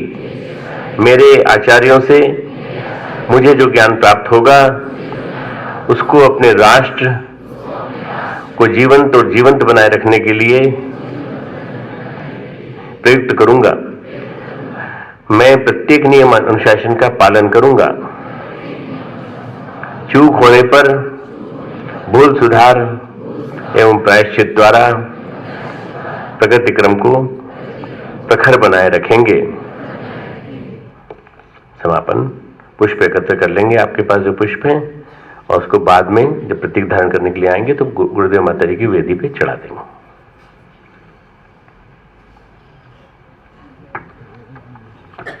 ज्ञान दीक्षा संकल्प के इस क्रम में श्रद्धेय ने हमें मार्गदर्शन दिया। वे सूत्र हम सब ने दोहराए जो कि बहुत ही प्रासंगिक हैं, विशेषकर उन विद्यार्थियों के लिए जिनकी ज्ञान दीक्षा कुछ वर्ष पूर्व हुई थी और अब वो इंटर्नशिप के लिए जा रहे हैं। एक बार पुनः से उनको स्मरण दिलाया गया और नव प्रवेशी छात्र छात्राओं ने इसे हृदयंगम किया। इस क्रम में आगे बढ़ते हुए एक बात आप सबसे मैं कहना चाहूँगा। आज के समय में जब किसी युवा से कहीं कहीं मिलते हैं, उनसे कहेंगे 69, तो कहते हैं 69 समझ में नहीं आया। 69 मतलब, तो फिर बताया जाता है 69। ऐसे समय में जब अध्ययन की शुरुआत ही संस्कृत के उन मंत्रों से हो जिसमें भारतीय संस्कृति का भाव झलक रहा हो, यही कारण है कि जो विद्यार्थी अब इंटर्नशिप में जा रहे हैं देव संस्कृत विश्वविद्यालय में 6 महीने 1 साल रहने के बाद संस्कृत के मंत्र तो इस तरीके से निकलते हैं कि उसके भावों के साथ वो 69 और 70 हिंदी में भी कर लेते हैं और इंग्लिश में भी कर लेते हैं। कारण यही है कि शुरुआत यहाँ से इस रूप में होती है। आइए मार्गदर्शन के क्रम में अब आगे बढ़ते हैं। अब ऐसी शख्सियत को मैं आप सबसे मिलाने जा रहा हूँ जिन्होंने अपने जीवन में प्राच्य विद्याओं का अध्ययन बड़ी लगन के साथ किया। चाहे वो आयुर्वेद हो, संस्कृत हो, पाणिनि व्याकरण हो, और जो अध्ययन उन्होंने किया उस अध्ययन के पश्चात उन सभी विधाओं के खोज और जो भी अन्वेषण उन्होंने किया, प्राच्य विद्या, ऋषि विद्या को वर्तमान समय में जन जन तक पहुंचाने के लिए अहर्निश प्रयत्नरत है वो। ऐसे हमारे भारतीय संस्कृति के सेवक, देव संस्कृति के संवाहक, पतंजलि विश्वविद्यालय के कुलपति आचार्य बालकृष्ण जी से मैं निवेदन करूंगा कि वे यहाँ पर आए और आज के इस ज्ञान दीक्षा के शुभ अवसर पर हम सभी को मार्गदर्शन प्रदान करें।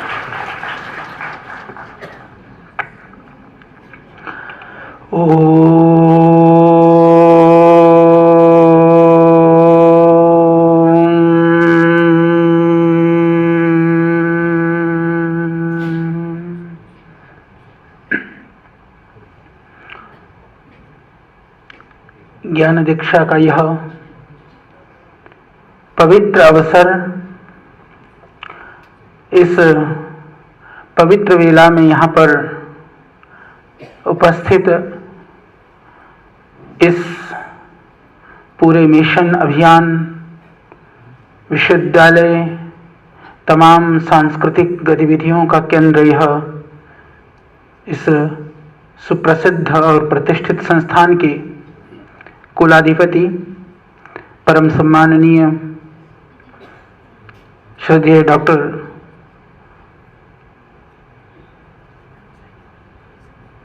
साहब और इस विश्वविद्यालय के कुलपति जी, कुल सचिव महोदय और आप सबके लिए प्रेरणा के स्रोत, जो आधुनिक शिक्षा में बहुत कुछ पाने के बाद में भी भारतीय संस्कृति, परंपरा, मूल्य और ऋषि परंपरा को प्रतिस्थापित करने के लिए प्रतिकुलपति के रूप में आपके बीच में जो सर्वदा उद्यत रहते हैं, ऐसे मेरे बहुत ही प्रिय। एक दिन मैंने भाई से पूछा, आयु मैं जल्दी से किसी की पूछता नहीं हूँ, उससे मैं अपनी बता देता हूँ, लोग पूछते हैं तो मैं चिन्मय भाई से आयु पूछा तो मुझे पता चला मेरे से छोटे हैं। तो मैंने कहा फिर अधिकार जताने का मौका मुझे मिला, क्योंकि पतंजलि योगपीठ में श्रद्धेय स्वामी जी बड़े हैं, मैं छोटा हूँ, तो वहाँ पर हमको ज़्यादा आज्ञा का पालन करना पड़ता है। इधर आज्ञा भी दिया जा सकता है, मुझे ऐसा लगा। ऐसे हमारे भाई चिन्मय जी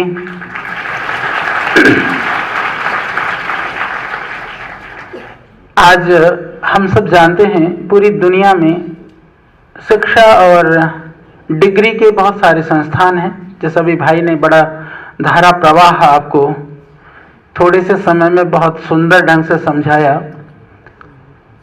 समस्या यह है, हमको सारी दुनिया का पता है। सुबह उठते हैं तब से हम जितने भी हमारे पास साधन हैं वो दुनिया के विषय में ज्ञान को सिखाने वाले साधन हैं, चाहे वह टीवी है, चाहे वह अखबार है, चाहे वह दूसरे संसाधन है। तो संसार के विषय में आपको बहुत सारा कुछ मिल जाएगा, दुनिया में ये हो रहा है और ऐसा होने वाला है। परंतु हमारे अंदर क्या घटित हो रहा है, स्वयं के जानने का जो साधन है उसका दुनिया में नितांत अभाव है।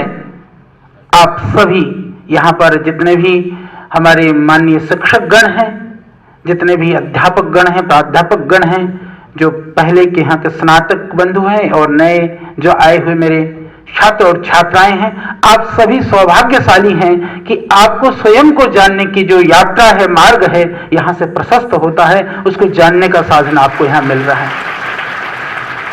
संसार में आप देखेंगे, दुनिया में जब हमने दुनिया नहीं देखी, जब बाहर विदेशों में नहीं गए थे, हमको लगता था कि न जाने बाहर की दुनिया शायद बहुत सुंदर होगी।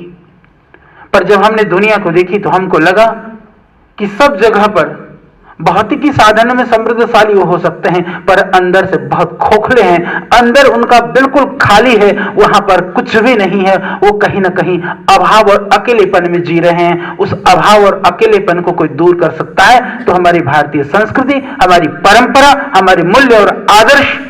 तो मैं इस आदर्श को, इस मूल्य को स्थापित करने का गुरुतर दायित्व आप सबके कंधों पर है। एक चिकित्सक जब चिकित्सा करता है, एक रोगी के जीवन में जब खुशहाली लाता है तो उसके चेहरे के अंदर एक प्रसन्नता, उसके हृदय के अंदर एक प्रसन्नता का भाव होता है, क्योंकि उसको लगता है कि मैं निमित्त बन करके मैंने उसकी सेवा की। आप सौभाग्यशाली हैं यहां से योग की विद्या को पा करके, यहां से संस्कृति के रहस्य को समझ करके आप दुनिया के कोने कोने में जाकर के न जाने कितने पीड़ित मानवता को उनके हृदय में प्रसन्नता और चेहरे पे खुशियां आप दे सकते हैं, इसकी कल्पना आपको भी नहीं है। यह प्रसन्नता और खुशियां व्यक्ति करोड़ों रुपया, देखिए पुण्य करने के लिए आदमी धर्मशाला बनाता है, हॉस्पिटल बनाता है, और आपके पास यदि भौतिक संसाधन ना भी हो, यदि आप ज्ञानवान और विद्यावान बन करके यहाँ से निकल जाएंगे तो दुनिया के चेहरे पर प्रसन्नता लाने का सबसे बड़ा दायित्व आप निर्वहन कर सकते हैं। ये आपके लिए यह एक अद्भुत अवसर के रूप में यह ज्ञान दीक्षा का क्षण आपके जीवन को आगे बढ़ाने का कारण बन सकता है। अभी भाई कह रहे थे कद्दू लेकर के मत जाना। कद्दू भी बहुत गुणकारी होता है, पर सिर्फ कद्दू पे ही मत रहना, बात इतनी है। क्योंकि कभी कभी ऐसा होता है हम छोड़ने की चाह में छोड़ते छोड़ते छोड़ते चले जाते हैं, पर मिलता कभी कुछ भी नहीं है। तो कद्दू तो अच्छी बात है, पर कद्दू कद्दू मत लेके जाना, बस इतनी सी बात है। तो क्योंकि मैं तो ऐसा मानता हूँ, गुरुवर श्रद्धेय पंडित श्री राम शर्मा आचार्य, पूज्य माता जी, हमने दर्शन किए हैं। एक आधवारी में मैं पाया था, ज़्यादा नहीं। हम लोग बहुत छोटे से गुरुकुल में पढ़ते थे, तब की बात है। एक बहुत बड़े लक्ष्य को लेकर के जो महापुरुष होते हैं वो अपने लिए काम नहीं करते हैं, वो अपने लिए नहीं जीते हैं। वो ये देखते हैं कि समाज की जो विषमताएं हैं, जो समाज की जो विद्रुपता है, उसको हम कैसे ठीक कर सकते हैं। उसके लिए जो उनको लगता है कि इस अभियान को लेकर के चलने से हम समाज के लिए काफी कुछ दे सकते हैं, इस भाव से कार्य करते हैं, उसका ही यह स्वरूप, यह देव संस्कृति विश्वविद्यालय, यह शांति कुंज, उसका ये प्रतिरूप है। स्थूल रूप में चाहे गुरुदेव और पूज्य माता जी नहीं है, पर सूक्ष्म उनकी उपस्थिति और उनकी प्रतीति, उनकी अनुभूति आपके हृदय में सतत रहे, तो वह संस्कृति की जो दीपक, जिस दीप को उन्होंने प्रज्वलित किया था, वह सांस्कृतिक विरासत कभी भी क्षण नहीं होगी, अपितु उसकी वृद्धि निरंतर होती रहेगी। तो आप सबको उनका प्रतिनिधि बन करके, मैं भी ऐसा मानता हूं, अपने जीवन में हम लोग बहुत काम में निरत लगे रहते हैं। श्रद्धेय स्वामी जी के नेतृत्व में हम सब लोग काम करते हैं। आप जानते हैं, मैं हमेशा एक बात कहता हूं, हमको इस चाह नहीं है कि हम ऋषि बने, हमको इस चाह करने की आवश्यकता भी नहीं है कि हम बहुत बड़े बन जाएं। मैं कहता हूं कि जो हमारे महापुरुष हुए थे, जो हमारे ऋषि हुए थे, जिनको हम गुरु की तरह से मानते हैं, जिनको हम अपना आदर्श मानते हैं, जिस संस्कृति और जिस परंपरा को, जैसे अभी आप पढ़ रहे थे स्वाध्याय मां प्रमदितव्यम। स्वाध्याय क्या है? स्वाध्याय वस्तुतः आचार्य श्री ने बहुत साहित्यों की सृजन की। स्वाध्याय वस्तुतः आचार्य जी को जानना हो, आचार्य जी के प्रवचन भाषण तो पूज्य गुरुदेव नहीं है अभी, तो आप नहीं सुन सकते हो, तो आप क्या कर सकते हो? उनके साहित्य को पढ़ लो। आप ये महसूस करके पढ़ो कि आचार्य श्री बैठे हुए हैं और आपको उपदेश कर रहे हैं, पुत्र पुत्रियां तुमको ये करना है। इस भाव से किताब लेकर के पढ़ जाओ तो आचार्य श्री के जो साक्षात दर्शन है, स्थूल आपको प्रतीति होने लगेगी। इस गहराई में उतर करके आप स्वाध्याय करो। इसी तरह से जब हमारे प्राचीन साहित्यों का स्वाध्याय करेंगे, आप उपनिषद, दर्शन और वेद आदि का जब अध्ययन करेंगे, तो आपको स्वतः प्रतीत होने लगेगा सारे ऋषि महर्षि लोग तो मेरे चारों ओर इर्द गिर्द में हैं। उनको साक्षी मान करके, उनकी उपस्थिति और उनको अनुभव करते हुए हम स्वाध्याय को करें। तो इसीलिए ऋषियों ने कहा स्वाध्याय के द्वारा, स्वाध्याय में प्रमाद नहीं करना है। तो इस भाव से हम काम करें, इस भाव से हम आगे बढ़ें। तो मैं ये कह रहा था कि वो ऋषि महर्षि, ठीक है हम नहीं बन सकते हैं, कोई बात नहीं, उसकी चिंता भी मत करो, परंतु एक चीज हम कर सकते हैं। वह चीज है, हम सब लोग यह संकल्प ले सकते हैं कि हम ऋषियों के सच्चे अनुगामी बने। उन्होंने जिस मार्ग को हमको दिखाया, जिस मार्ग पर चलने के लिए उन्होंने हमें बताया, उस मार्ग पर, उस पथ पर हम निरंतर आगे बढ़ें, यह संकल्प हम लेकर के आगे बढ़ सकते हैं। क्योंकि मार्ग कहीं से तो प्रारंभ करना होता है, परंतु यदि आपने प्रारंभ कर दिया, यदि आप उस रास्ते पर आगे बढ़ने के लिए संकल्पित हो गए, तो समझ लेना लक्ष्य फिर आपके उतना ही नजदीक होता जाएगा। लक्ष्य दूर नहीं है, दूर तो हमारा संकल्प है। संकल्प की दृढ़ता हमको हमारे लक्ष्य के निकट पहुंचाता जाएगा। तो उस दृढ़ता के साथ में आप आगे बढ़िए, आप मानव से महामानव बनने की ओर अग्रसरित होइए। इस तरह की संस्थाएं, उधर से हम लोग पतंजलि योगपीठ के माध्यम से, पतंजलि विश्वविद्यालय के माध्यम से इन्हीं भावनाओं को, इन्हीं संवेदनाओं का पोषण कर रहे हैं। यहाँ पर यह देव संस्कृति विश्वविद्यालय इस लक्ष्य को, इस उद्देश्य को आगे तक बढ़ा रहा है। तो हम सब मिल करके इस समाज के अंदर, मैं तो ऐसा मानता हूं, जब हम समाज में देखते हैं, जो समाज के अंदर रजोगुण और तमोगुण से परिपूर्ण जो लोग होते हैं, वो लोग कहीं ना कहीं अपना संगठन बना लेते हैं, पर जो सतोगुणी और सात्विकी भाव के जो लोग हैं, उनको आज इकट्ठे होने की आवश्यकता है। और हम सब मिल करके निश्चित रूप से इस देश को, इस दुनिया को बहुत सुंदर बना सकते हैं। तो पूरी दुनिया के अंदर आज सब कुछ होते हुए भी अभाव है, खालीपन है, तनाव का लेवल बढ़ता ही जा रहा है। दुनिया का हर तीसरा चौथा व्यक्ति आज अवसाद से ग्रसित है। दुनिया के अंदर सब कुछ होते हुए भी प्रेम नहीं है, आत्मीयता नहीं है। स्वार्थ और विकृतियों ने और वासनाओं ने सबको सब तरह से जकड़ा हुआ है। उससे बाहर कौन निकालेगा? दुनिया के वैभव, दुनिया की समृद्धियां, दुनिया की भौतिक उन्नति से वो सारी चीजें, उन सब का समाधान नहीं हो सकता है। उनका समाधान हो सकता है तो केवल भारतीय, हमारी जो सनातन वैदिक संस्कृति है, जो हमारी परंपरा है, जो ऋषियों ने जिन मार्गों का हमारे लिए उपदेश दिया, उस मार्ग पर चल करके ही हम इस देश को, दुनिया को समृद्ध और वैभवशाली बना सकते हैं। जो वासना और विकारों से ग्रसित यह मानव उस वासनाओं से और विकारों से मुक्त हो सकता है।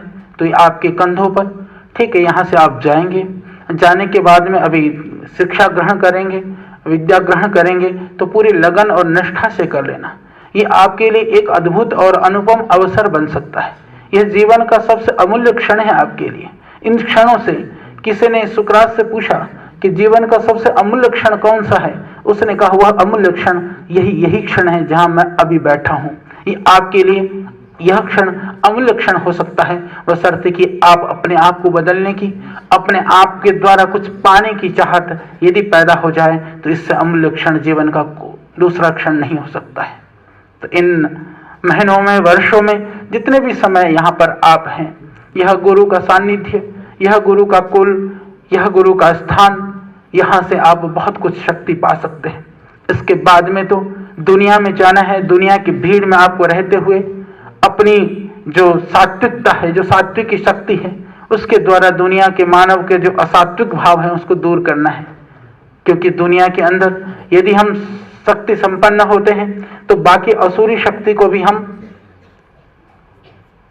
ठीक कर सकते हैं। यदि हमारी शक्ति क्षीण हो गई तो जो आसुरी शक्तियां हैं हमको भी अपनी ओर खींच लेंगी। तो इसीलिए आपको ज्यादा शक्ति संपन्न बन करके यहाँ से जाना है, जाकर के पूरी मानवता के लिए सेवा करनी है।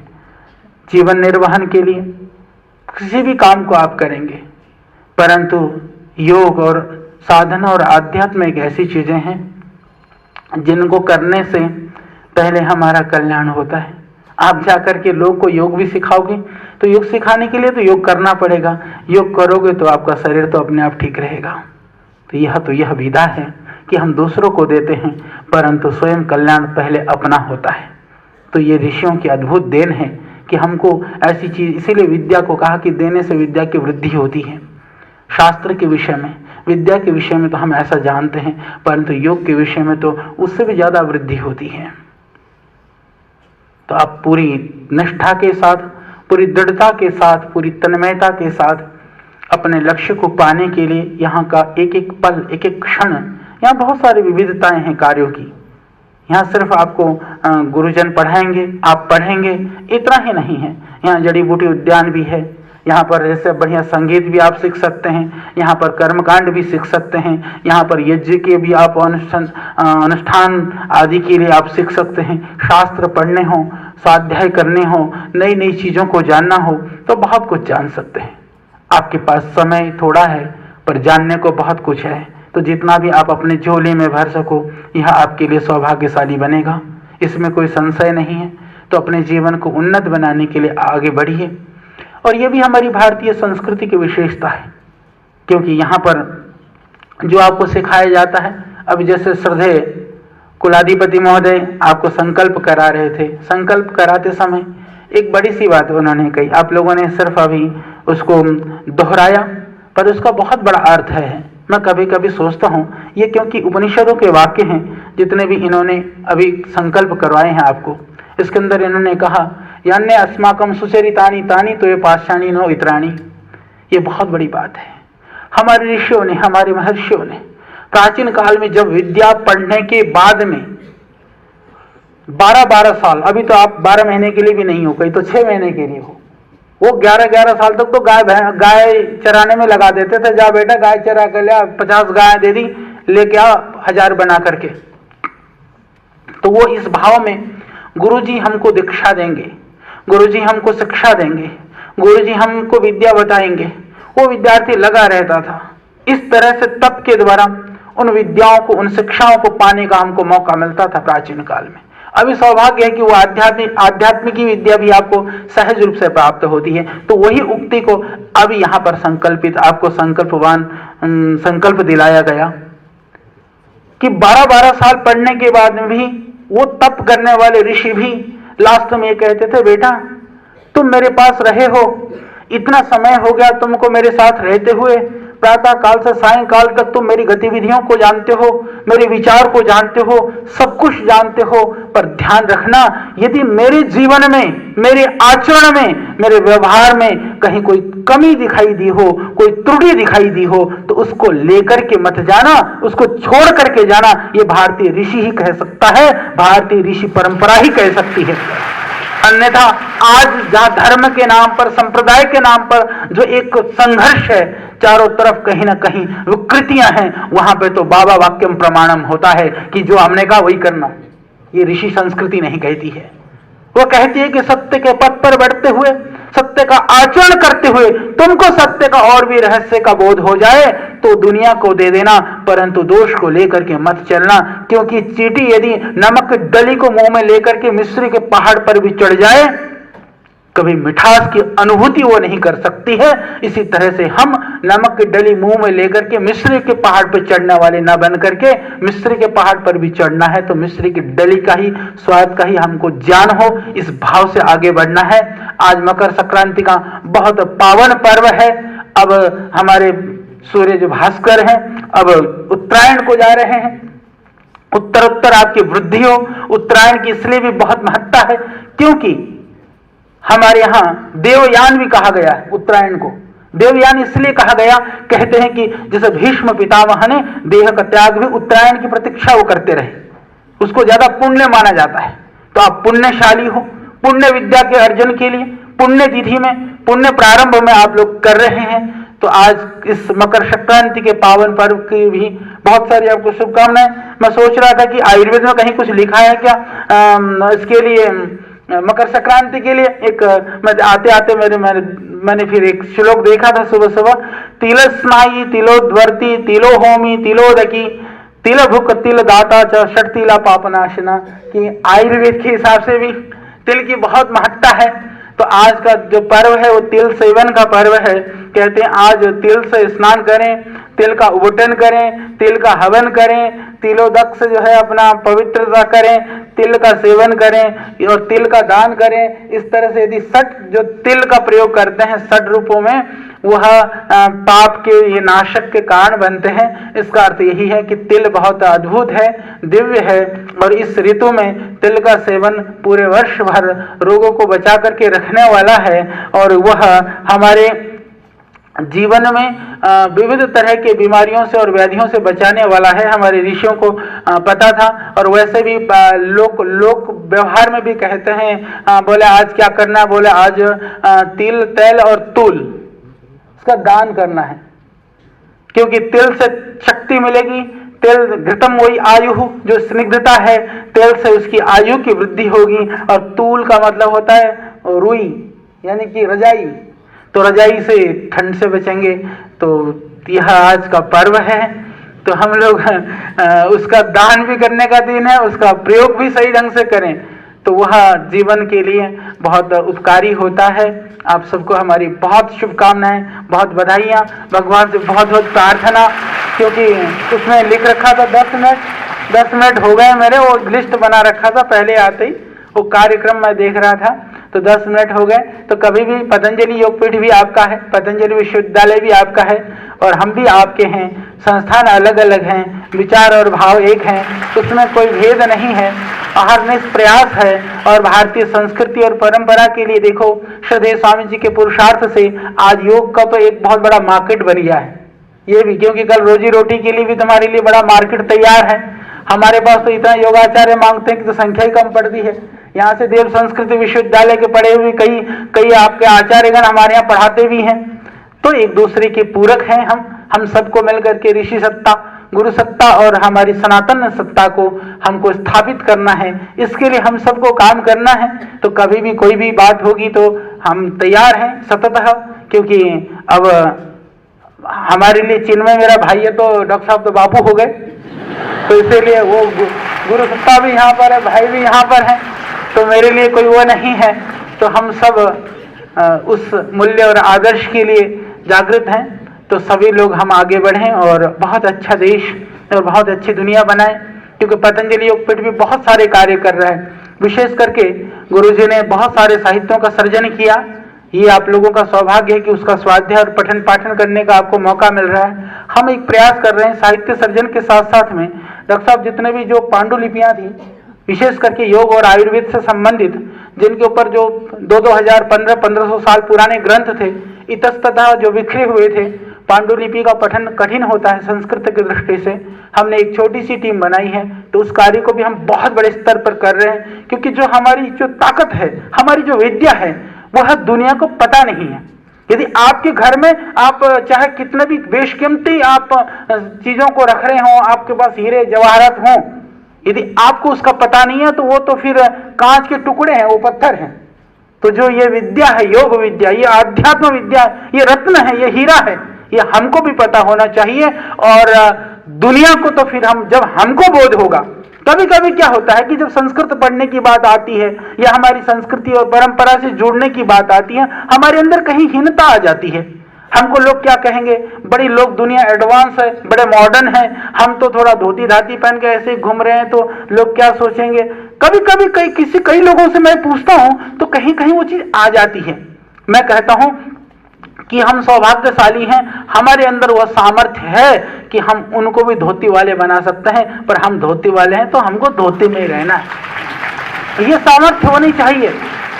मान लीजिए मैं डॉक्टर साहब का भाई का तो उदाहरण इसलिए नहीं, क्योंकि ये तो मॉडर्न विधा से, वो भी उस जमाने में जब बहुत कम डॉक्टर बनते थे, तब आपने मॉडर्न एजुकेशन में बहुत उन्नत शिक्षा पाई आपने भी।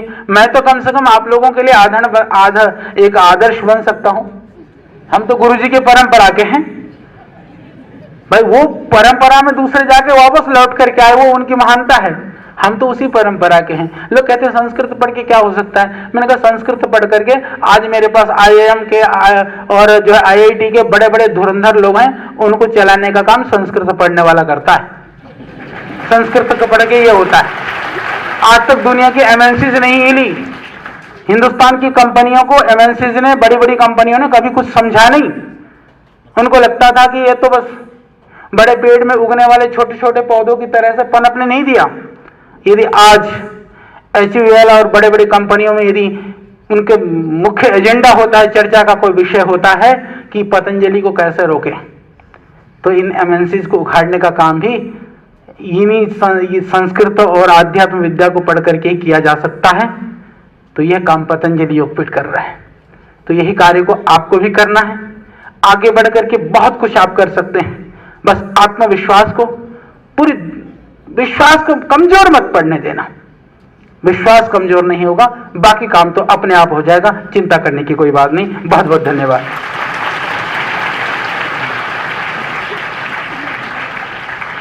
अनन्य आत्मीय भाव से अपने भावों की व्यक्ति हम सबके लिए करने के लिए आपका हृदय से आभार। कार्यक्रम के शिखर पर, जहां पर अब हम सब इंतजार कर रहे हैं उन पलों का जब हमारे परम श्रद्धेय हम सबके मध्य होंगे, एक ऐसी शख्सियत जिन्होंने ब्रह्मवर्चस्व सोच संस्थान से आरंभ किया अपने जीवन का, जब पूज्य गुरुवर ने उन्हें दीक्षित किया और उन्हें मार्गदर्शन दिया कि अध्यात्म और विज्ञान को किस प्रकार से देश के सामने रखना है, विश्व के सामने रखना है। आज जब वो बोलते हैं तो पूरा विश्व सुनता है। विश्व के युवा विभिन्न भागों से इस चीज़ से जुड़े हैं। देव संस्कृति विश्वविद्यालय के रूप में भी शोध और कई रूपों में समाज की सेवा इस रूप में की जा रही है। ऐसे हम सबके मार्गदर्शक हमारे परम श्रद्धेय कुलाधिपति महोदय से हम निवेदन करेंगे कि ज्ञान दीक्षा समारोह के इस 28वें अंक में हम सभी को मार्गदर्शन करें, हम सभी का मार्गदर्शन करें। परम श्रद्धेय कुलाधिपति महोदय। एक बार फिर से मैं प्रार्थना करूंगा, गायत्री मंत्र हम बोलेंगे। प्रसविता सविता सूर्य की साधना का मंत्र, सूर्य की आराधना का मंत्र गायत्री मंत्र, जिसे परम पूज्य गुरुदेव ने जन जन के लिए सुलभ बना दिया और आज सारा विश्व गायत्री मंत्र का उच्चारण करता है। बुद्धि को तेजस्वी बनाना और वरेण्य तेज जो है सूर्य का, उसको अपने जीवन में धारण करके देवत्व धारण करना, ये इसका संकल्प है। सहगमन की प्रवृत्ति बढ़े, हम साथ साथ चलें, इस आधार पर धियो यो न प्रचोदयात् की वृत्ति हमारे अंदर आए, ये गायत्री मंत्र का पूरा अर्थ है। ओम भूर्भुवः स्वः तत्सवितुर्वरेण्यं भर्गो देवस्य धीमहि धियो यो नः प्रचोदयात्। ओम गुरुर्ब्रह्मा गुरुर्विष्णु गुरुरेव महेश्वरः गुरुः साक्षात् परब्रह्म तस्मै श्री गुरुवे नमः। अखण्डमण्डलाकारं व्याप्तं येन चराचरं तत्पदं दर्शितं येन तस्मै श्री गुरुवे नमः, तस्मै श्री गुरुवे नमः। 28वीं ज्ञान दीक्षा के पर्व पर हमारी गुरु सत्ता के सूक्ष्म सानिध्य में या मंच पर विराजमान आज के हमारे मुख्य अतिथि आचार्य बालकृष्ण जी, जो कि कुलपति हैं पतंजलि विश्वविद्यालय के। और मैं समझता हूं कि पतंजलि योगपीठ की जो पृष्ठभूमि है उसमें दो ही महापुरुष पूरी तरह से खपे हैं। उसमें शुरू से आखिर तक पिछले 25 सालों से बराबर सानिध्य देते रहे और पूरी तरह से मदद करते रहे अपने बड़े भाई के समान श्री रामदेव जी महाराज का। वो ऐसे बालकृष्ण जी आज हमारे बीच मौजूद हैं, उनका मैं स्वागत करता हूं। और मैं ऐसा मानता हूं कि आयुर्वेद के क्षेत्र में और आयुर्वेद के माध्यम से किस तरह से भारत को आधुनिकतम स्थान पर पहुंचाया जा सकता है, ऐसा कर दिखाने में आपने जो अपना कौशल दिखाया है, उसके लिए आपकी जितनी सराहना की जाए उतनी कम है। मैं समझता हूं कि ये बहुत बड़ा काम है जो आपने किया है और लोगों को पन्ने खोलने भी विवश करवा दिया, विश्वकोश खोलने भी विवश करवा दिया। इतना ज्ञान आपका, आप ऐसे गुरुकुल में पढ़े और गुरुकुल में सानिध्य मिला गुरु का और उसके साथ साथ अपने गुरु भाई का, और दोनों ने मिलकर, मैं कई बार गया हूँ पतंजलि योगपीठ, और पतंजलि योगपीठ में जाकर इनका प्रेम मैंने पाया है। मैं समझता हूँ कि आज उन्होंने आपको तिल का लड्डू खिलाया है, तो हम सब कोशिश करेंगे कि आपकी बताई हुई शिक्षाओं पे हम बराबर नियमित रूप से चलें। इसके अलावा आपने बहुत बहुत चीज़ें बनाई हैं खाने की, वो भी सब हम यहाँ रखने की कोशिश करेंगे ताकि हम यहाँ पर उनका रसास्वादन सबको करा सकें। आज का पर्व बहुत ही, और हमारे बीच में बैठे हुए वीसी साहब, प्रो वीसी और हमारे रजिस्ट्रार साहब, सभी हमारे देवतुल्य भाइयों, देवी स्वरूपा बहनों, शक्ति स्वरूपा माताओं, हमारे अध्यापकगण, अध्यापिका बहनें, और आप जिनके बिना ये कार्यक्रम नहीं हो पाता, हमारे विद्यार्थीगण, सभी हमारे छात्र छात्राओं। ये जो हम लोग पढ़ते हैं, तो पढ़ते किस लिए हैं, अपने आप को कमाने के लिए, योग्य बनाने के लिए। ऐसा मन में ये आता है बार बार। माता पिता कहते हैं बेटा पढ़ोगे लिखोगे बनोगे नवाब, खेलोगे कूदोगे बनोगे खराब। तो ये शुरू से कहा जाता था। पढ़ेंगे लिखेंगे तो पढ़ेंगे लिखेंगे में जबरदस्ती भी रहती थी। अब धीरे धीरे अनौपचारिक शिक्षा के कई क्रम आ गए हैं जिसमें कि अब बच्चे के मनोवृत्ति के अनुरूप पढ़ाया जाए, बच्चे की मनोवृत्ति के अनुरूप उसको पढ़ाया जाए, अनौपचारिक ढंग से पढ़ाया जाए। ऐसे स्कूल्स, ऐसे विद्यालय, महाविद्यालय मैंने बहुत सारे कई जगह मैंने उद्घाटन किए हैं, कई जगह मैंने उनके दर्शन किए हैं। श्री अरविंद के चिंतन पर आधारित, श्री स्वामी विवेकानंद के चिंतन पर आधारित बहुत सारे महाविद्यालय, विद्यालय जगह जगह चल रहे हैं। माता अमृतानंदमयी का प्रकल्प देखने का मौका मिला, वहां भी उन्होंने इसी प्रकार की अनौपचारिक शिक्षा रखी। हमारा अपना जो ये विश्वविद्यालय है, ये विश्वविद्यालय भी एक अनौपचारिक विश्वविद्यालय है और इस प्रकार का विश्वविद्यालय है जहां जीवन जीने की कला का प्रशिक्षण नैसर्गिक वातावरण के माध्यम से और एम्बियंस, जो स्पिरिचुअल एम्बियंस होती है, आध्यात्मिकता की जो भावना होती है, उसके माध्यम से दिया जाता है। हम कोशिश करते हैं कि हम बच्चों को वो चीज़ दें जो उन्होंने कभी पाई नहीं हो। पढ़ाई तो हर कॉलेज में और हर विश्वविद्यालय में मिल जाती है, पर विश्वविद्यालय और कॉलेज छोड़ करके आप हमारे यहाँ आए, इसका मतलब ये कि आपको ऐसा लगा यहाँ कुछ विशेष है। कुछ विशेष है तो वो विशेष ये है कि यहाँ ज्ञान पढ़ाया जाता है, यहाँ विज्ञान भी पढ़ाया जाता है पर ज्ञान पढ़ाया जाता है। यहाँ संस्कृति पढ़ाई जाती है, यहाँ सभ्यता भी पढ़ाई जाती है पर संस्कृति पढ़ाई जाती है।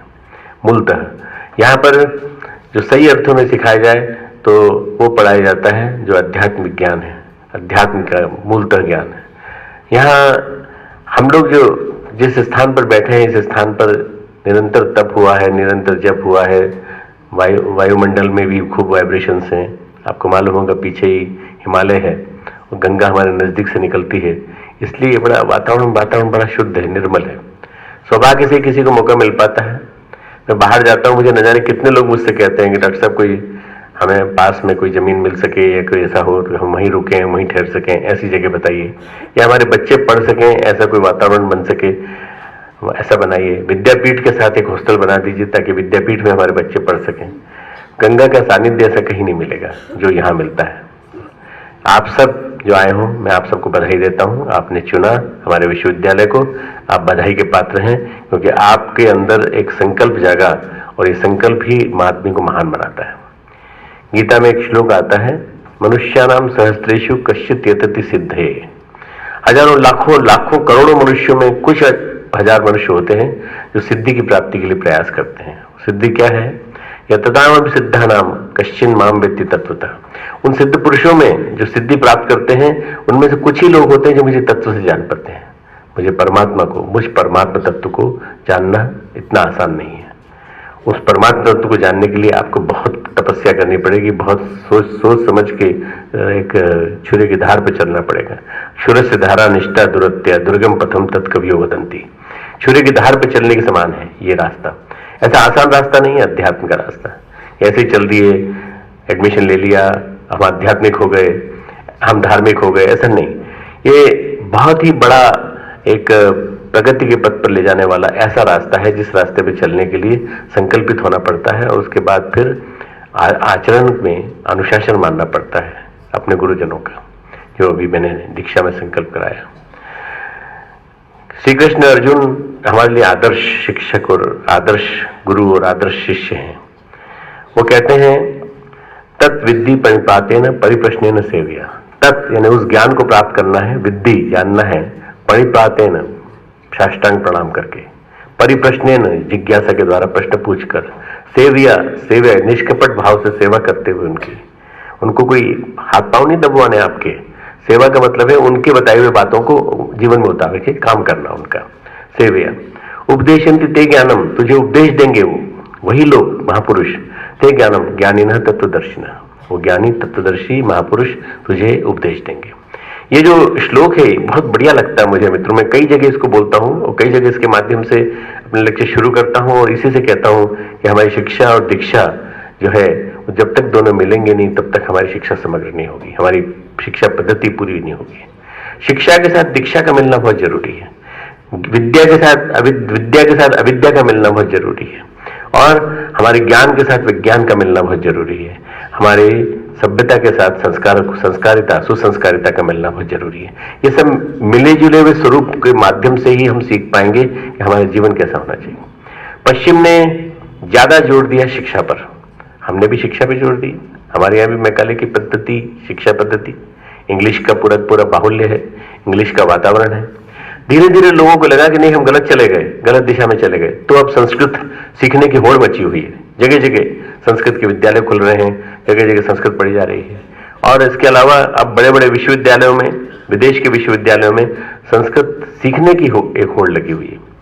अभी आपको याद होगा 1-1.5 महीने पहले हमारे यहाँ इंडोलॉजिस्ट आए थे। याद है तुम लोगों को कि हमारे यहाँ कुछ इंडोलॉजिस्ट आए थे जो सामने बैठे थे और जिन्होंने जब सुबह अगले दिन सुबह यज्ञ किया, जिसमें जर्मनी के थे, ब्राजील के थे, अर्जेंटीना के थे, सब जगह के विभिन्न देशों के लोग थे। उन्होंने अगले दिन जब यज्ञ किया तो हमारे यज्ञ कराने वाले हैरान रह गए कि जो यज्ञ के मंत्र वो उच्चारण कर रहे हैं वो सब लोग दोहरा रहे हैं। सब लोग दोहरा रहे हैं मतलब सबको याद थे पूरे मंत्र, पूरे के पूरे। यानी वो संस्कृत पढ़ के आए थे, संस्कृत पढ़ के भारत को देखने आए थे।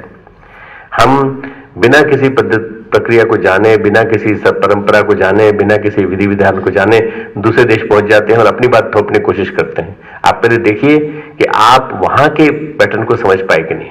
वो लोग जानते थे हम भारतवर्ष जा रहे हैं, यहाँ संस्कृत बोली जाती है, संस्कृत सीख करके, मंत्रोच्चारण सीख करके यहाँ आए, यज्ञ किया, इतने प्रसन्न भाव से यहाँ से हमारे पास ऊपर भोजन किया। भोजन करने के बाद हमारे यहाँ से गए, गदगद हृदय से गए। इतने अच्छे पत्र सबके आए हैं मित्रों कि हमको लगता है कि भारत के बाहर भी बहुत कुछ जगह जगह कई क्लस्टर्स में ये शिक्षा का क्रम चल रहा है, विद्या का क्रम चल रहा है।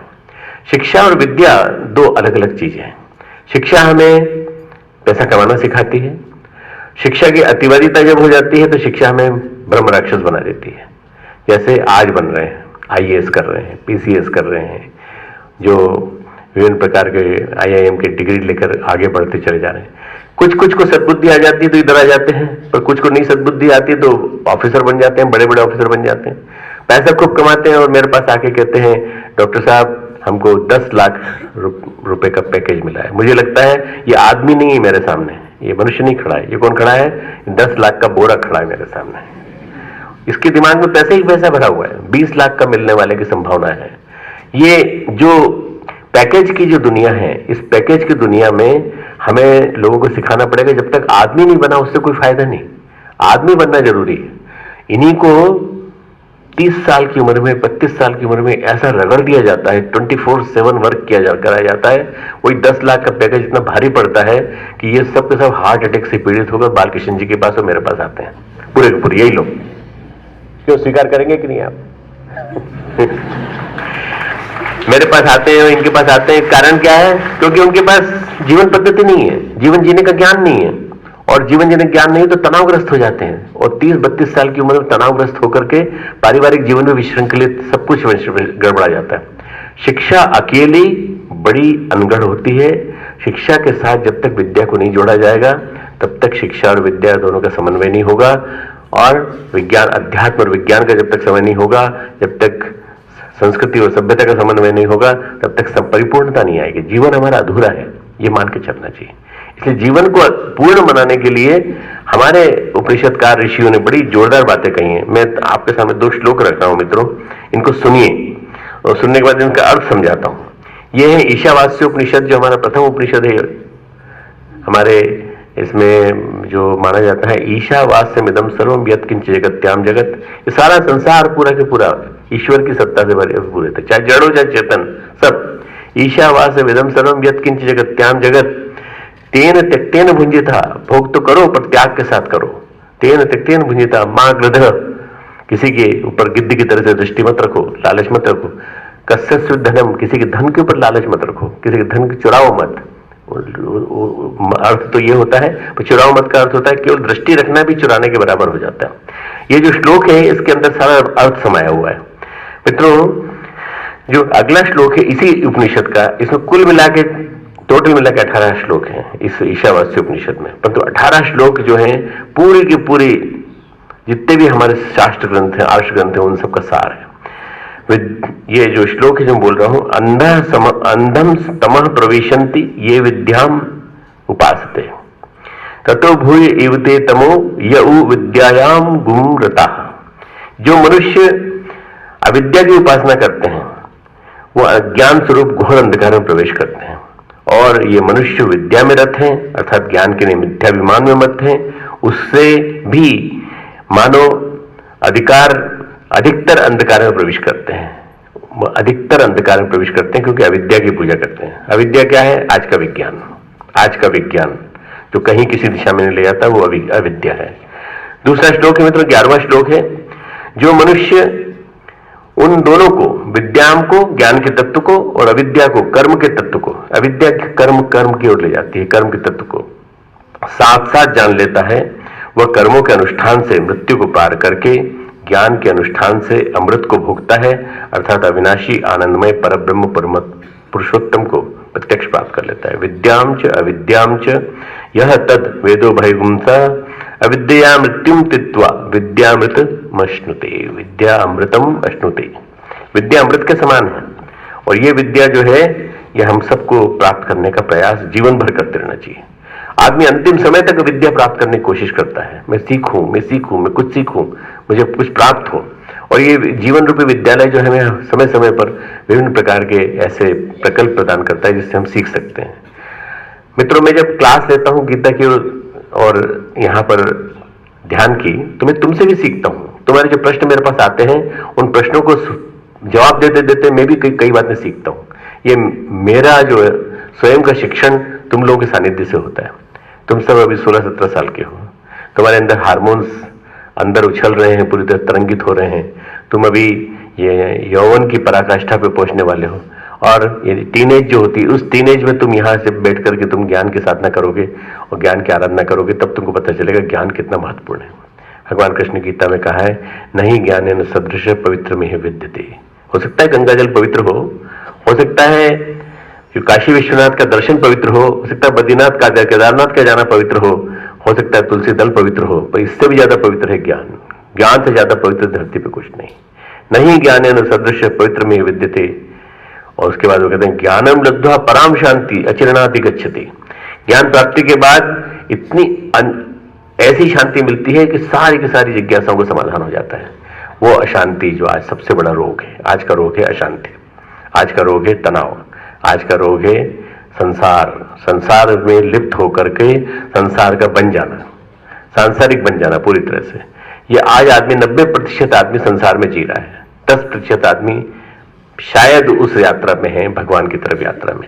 1% 0.1% 0.5% या 1% उसको अचीव कर पाया है, पर बाकी तो है वो सबके सब संसार में जी रहे हैं। संसार से परमात्मा की ओर यात्रा ये विद्या ले जाती है आपको, और ये विद्या आपको सिखाती है हमें कैसे मनुष्य बनना चाहिए, कैसे उदार बनना चाहिए, कैसे सज्जन बनना चाहिए, कैसे हम दूसरों की सहायता कर सकते हैं। ये आपको यहाँ सिखाया जाएगा पूरा के पूरा। आप कहेंगे हमने तो कुछ और विषय पढ़े थे, योग पढ़ा था, होलिस्टिक हेल्थ मैनेजमेंट पढ़ा था, हमने तो पढ़ा था कि यहाँ पर स्वावलंबन सिखाया जाएगा, ग्राम प्रबंधन सिखाया जाएगा। तो हो सकता है कि आपको ये लगा हो, परंतु इसके माध्यम से हम आपको आदमी बनना सिखाएंगे। आदमी बनाने का कोई विश्वविद्यालय आज तक नहीं बना। यह आदमी बनाने का विश्वविद्यालय नालंदा तक्षशिला के बाद ये पहला विश्वविद्यालय है जहां आदमी बनाने की कला सिखाई जाती है और आदमी कैसे बनाया जाता है। तो अगर आदमी बनना सीख लिया ना तो पारिवारिक विग्रह खत्म हो जाएंगे, आपस में एक दूसरे की लड़ाई खत्म हो जाएगी, एक दूसरे से विद्वेष करना खत्म हो जाएगा, और ये जो सहिष्णुता के नाम पे इतना सारा द्वंद्व छिड़ा हुआ ये भी समाप्त हो जाएगा। मित्रों, हम एक दूसरे को सहन करने लगेंगे, एक दूसरे से प्यार करने लगेंगे, और जो धर्म और अधर्म के नाम पर जो लड़ाई चल रही है ये भी समाप्त हो जाएगी। कोई भी सांप्रदायिक विद्वेष नहीं रहेगा, सब ठीक हो जाएगा। इसलिए हमें जरूरी है कि ऐसे विश्वविद्यालय का प्रकल्प सारे समाज में फैले, विस्तृत हो, और पूरा का पूरा सारी दुनिया जाने कि ऐसे विश्वविद्यालय है। मैं ऐसा ही कुछ प्रकल्प आज स्वामी विवेकानंद की जयंती के 2 दिन बाद परसों मैंने युवा क्रांति वर्ष का उद्घाटन किया, जो साल भर तक चलेगा, हो सकता है 2 साल तक चलाएं हम लोग। और मेरा ऐसा संकल्प है कि 5 लाख युवाओं को इस 1 वर्ष में तैयार कर दूंगा मैं। इस 5 लाख युवाओं को तैयार करने में 5 लाख युवा जो संकल्पित हो इस देश को, भारतवर्ष को पुनः जगत गुरु बनाने के लिए, ऐसे 5 लाख युवा अपने इस युवा क्रांति वर्ष में तैयार हो जाएंगे। इसके लिए विश्वविद्यालयों का निर्माण, ये एक विश्वविद्यालय तो ये है। मित्रों, मैं अभी रायपुर में एक दूसरे विश्वविद्यालय को शिलान्यास करके भूमि पूजन करके आया हूं। वो छत्तीसगढ़ का विश्वविद्यालय होगा, देव संस्कृति विश्वविद्यालय छत्तीसगढ़। देव संस्कृति विश्वविद्यालय जयपुर की योजना चल रही है, परिपूर्णता की ओर है। देव संस्कृति विश्वविद्यालय मध्य प्रदेश की और महाराष्ट्र की योजना चल रही है, ये भी परिपूर्णता की ओर है। मैं सोचता हूं कि इस वर्ष कम से कम हम 10 विश्वविद्यालय की भूमि पूजन या शिलान्यास करके उनका शुभारंभ कर देंगे। हमारे यहाँ से निकलने वाले छात्र छात्राओं को, जो यहाँ से पढ़ के निकलेंगे, उनको शिक्षण के लिए एक माहौल मिल जाएगा, कई छावनियां मिल जाएंगी जगह जगह, जहां जाकर वो काम कर सकेंगे। ये विश्वविद्यालय सरकार को ये सोचने पर प्रेरित करेंगे, सरकार को ये सोचने मजबूर करेंगे कि शिक्षा नीति कैसी होनी चाहिए। शिक्षा नीति ऐसी होनी चाहिए जैसी देव संस्कृति विश्वविद्यालय की है, जैसी पतंजलि योगपीठ की है, ऐसी होना चाहिए। योग जीवन में समाहित हो और विद्या जीवन में समाहित हो, तो शिक्षा नीति बदल जाएगी। शिक्षा नीति बदल गई इस देश की, तो इस देश की किस्मत बदल जाएगी, पूरा देश का भाग्य बदल जाएगा पूरा। इसलिए ये जरूरी है, इसलिए इस दीक्षारंभ संस्कार का महत्व सबको बताया जाना जरूरी है कि दीक्षारंभ का होना बहुत ज्यादा जरूरी है। ज्ञान का आरंभ भी नहीं हुआ, अंत हो गया। भाई साहब कहां से आ रहे हैं? दीक्षांत समारोह से आ रहे हैं, बड़ी काली सी टोपी पहन के आ रहे हैं, उछाल के आ रहे हैं। उछली तो नहीं जाने कहां की, हमें नहीं मालूम, पर हमें हमारे कुलाधिपति जी ने और हमारे जो गेस्ट आए थे उन्होंने हमें डिग्री दी है। डिग्री ले ली, पर डिग्री के बाद आप क्या करेंगे? आप कुछ नहीं मालूम, आप नौकरी ढूंढेंगे, नौकरी ढूंढेंगे। पिताजी ने सोच भी लिया है कि जैसे ही नौकरी मिली वैसे छोकरी भी ढूंढेंगे, तो दोनों चीजें एक साथ मिल जाएंगे। वो जब ये सब कुछ तय हो चुका है तो जीवन विद्या का ज्ञान हुआ कि नहीं आपको? बोले क्या होता है, ये क्या होता है, ये कहां पढ़ाई जाती है? हमने तो नहीं पढ़ी कहीं। ये सारे के सारे वो डॉक्टर हैं, सारे के सारे वो PhD हैं, ये सारे के सारे वो MSc और MA हैं जिनको कुछ नहीं आता जीवन के बारे में, कुछ भी नहीं आता, बिल्कुल परेशान है जीवन से, और उसके बाद जीवन में फिर वापस घूम घूम के आते हैं और फिर उसी में चक्कर लगाते रहते हैं। तो मैंने बहुत पहले बचपन में एक श्लोक सुना था, जो मेरे ख्याल से बालकृष्ण जी भी जानते होंगे, कि हम लोगों को जो बार बार रटवाया जाता था और बार बार कहा जाता था कि इस श्लोक को रट लोगे तो तुमको सब कुछ मिल जाएगा। क्या श्लोक है मित्रों? क्या मिलता है विद्या से? क्या मिलता है? विद्या ददाति विनयम, विनयाद याति पात्रताम, पात्रत्वाम धनम आपनोति, धनात् धर्मम तथा सुखम। ठीक है ना, ये श्लोक था। आज के लोगों ने कहा ये बहुत लंबा श्लोक है, हमसे बोलने में दिक्कत होती है, हमको संस्कृत बोलना नहीं आता हमको। उन्होंने कहा विद्या ददाति धनम तथा सुखम, ऐसा कर दो, इसको छोटा कर दो, काट कूट के उन्होंने उसको एडिट करके छोटा कर दिया। तो विद्या जब धन देगी और सुख देगी, तो फिर ऐसी विद्या केवल IIM की होगी, या केवल IIT की होगी, या केवल स्कूलों और कॉलेजेस की होंगी, या बड़े बड़े मल्टीनेशनल कंपनी के द्वारा खोले गए वो टेक्नोलॉजिकल इंस्टीट्यूशंस की होंगी, जो फैक्ट्री बन गए, फैक्ट्री। मेरे साथ एक सज्जन ट्रेवल कर रहे थे प्लेन में, तो उन्होंने कहा मैं उद्योगपति हूं। मैंने कहा अच्छा, कहाँ, क्या उद्योग है आपका? तो मैं उनका नाम इसलिए नहीं बताना चाहता कि बहुत प्रसिद्ध है वो, और उन्होंने कहा कि मेरी यूनिवर्सिटीज चलती हैं महाराष्ट्र में, पुणे में, सब जगह मेरी 6-7 यूनिवर्सिटी हैं, 6-7 महाविद्यालय बड़े बड़े हैं। तो मैंने कहा विद्या, मैं भी कुलाधिपति तो मैं भी हूँ, चांसलर तो मैं भी हूँ, पर मेरे तो एक ही यूनिवर्सिटी है, पर मैं उद्योगपति नहीं हूँ। क्या मेरा उद्योगपति होना जरूरी है? तो बोले भाई मैं इंडस्ट्रियलिस्ट हूँ, एजुकेशन इंडस्ट्री में मैंने इन्वेस्टमेंट किया है, मैं कमा रहा हूँ, बड़ी प्रेम से कमा रहा हूँ। मैंने कहा ये एजुकेशन का बंटाढार इन्हीं एजुकेशनिस्ट ने किया, इन्हीं लोगों ने किया है, जो उद्योगपति बन गए। उद्योगपति बन के इन्होंने इसको पूरा नष्ट कर दिया, पूरा के पूरा। हमें उद्योगपति नहीं चाहिए मित्रों, हमें योगी चाहिए, हमें विद्यावान व्यक्ति चाहिए जो इनको लीड कर सके, जो इनको संभाल सके, जो समझा सके कि विद्या क्या होती है। और जब विद्या को समझ में आ जाएगा तो सब कुछ समझ में आ जाएगा। मैं आज मुझे बापू नाम से संबोधन किया है, तो ऐसे मेरे चिन्मय के बड़े भाई बालकृष्ण जी को पूरे स्नेह के साथ, पूरे आदर के साथ आशीर्वाद देते हुए एक बार की बात कहता हूं कि आप और हम दोनों एक साथ मिलकर काम करें तो बहुत बड़ा काम कर सकते हैं। हरिद्वार का नाम पूरे विश्व में उजागर कर सकते हैं हम लोग, आप और हम दोनों मिल जाएंगे। मैं बार बार कहता हूं, आज भी कह रहा हूं, आप हरिद्वार के उस वाले सिरे पे हैं, हम हरिद्वार के इस वाले सिरे पे हैं। उस वाले सिरे पे आपकी जरूरत भी है, क्योंकि आपको दिल्ली को हिलाना पड़ता है बार बार। इस वाले सिरे पे हम लोग हैं, तो क्योंकि हमको हिमालय को हिलाना पड़ता है बार बार ऋषियों को जगाने के लिए।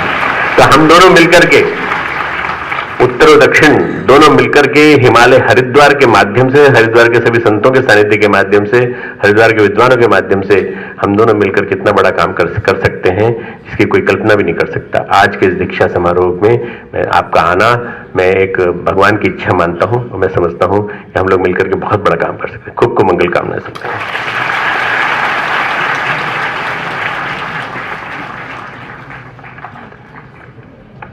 श्रद्धेय के वचनों में हम सभी को मार्गदर्शन प्राप्त हुआ। अब वह विशेष क्रम यहाँ से संपन्न होने जा रहा है, जब कुछ प्रतीक रूप में कुछ विद्यार्थी यहाँ पर आएंगे जिनको कि प्रतीक चिन्ह प्रदान किए जाएंगे। शीघ्रता से वे विद्यार्थी जो प्रतीक रूप में यहाँ पर आ रहे हैं और प्रतीक चिन्ह गायत्री मंत्र की दुपट्टा, गायत्री मंत्र का चादर जो उन्हें यहाँ से प्रदान किया जाएगा, शीघ्रता से वे कृपया मंच की ओर आ जाएं। छात्र छात्राओं में से कुछ वे चयनित विद्यार्थी जो प्रतिनिधित्व कर रहे हैं पूरे ग्रुप का, आज के ज्ञान दीक्षा समारोह के इस पावन अवसर पर हम सब निवेदन करेंगे अपने आदरणीय अतिथियों से कि वे हमारे इन विद्यार्थियों को गायत्री मंत्र चादर व देव संस्कृत विश्वविद्यालय का बैज प्रतीक रूप में जो प्रदान किया जा रहा है,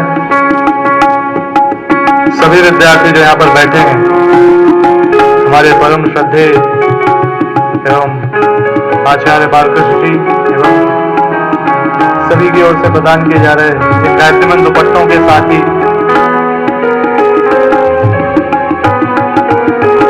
आप सभी भी अपने दुपट्टे, अपना मंत्र चादर जो नवागंतुक विद्यार्थी हैं वो आप पहन सकते हैं।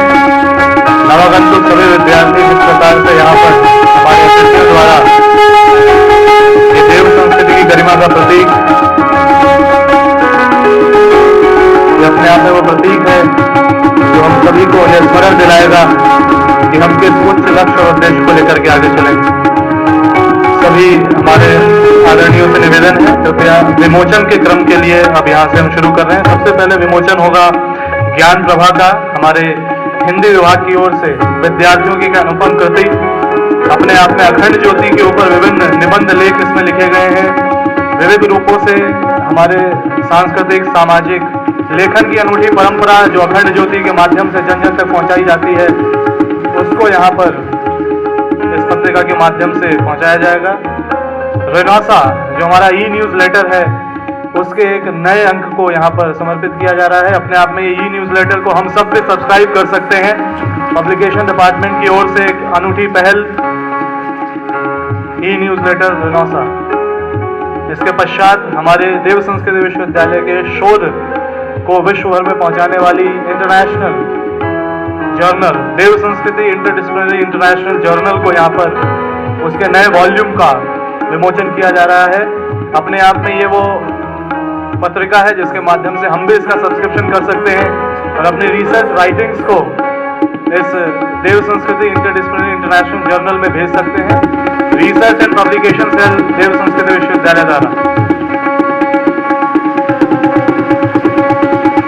विमोचन के अगले क्रम में हमारे मास कम्युनिकेशन डिपार्टमेंट द्वारा निकाला जाने वाला एक अद्भुत संस्कृति संचार, एक पत्रिका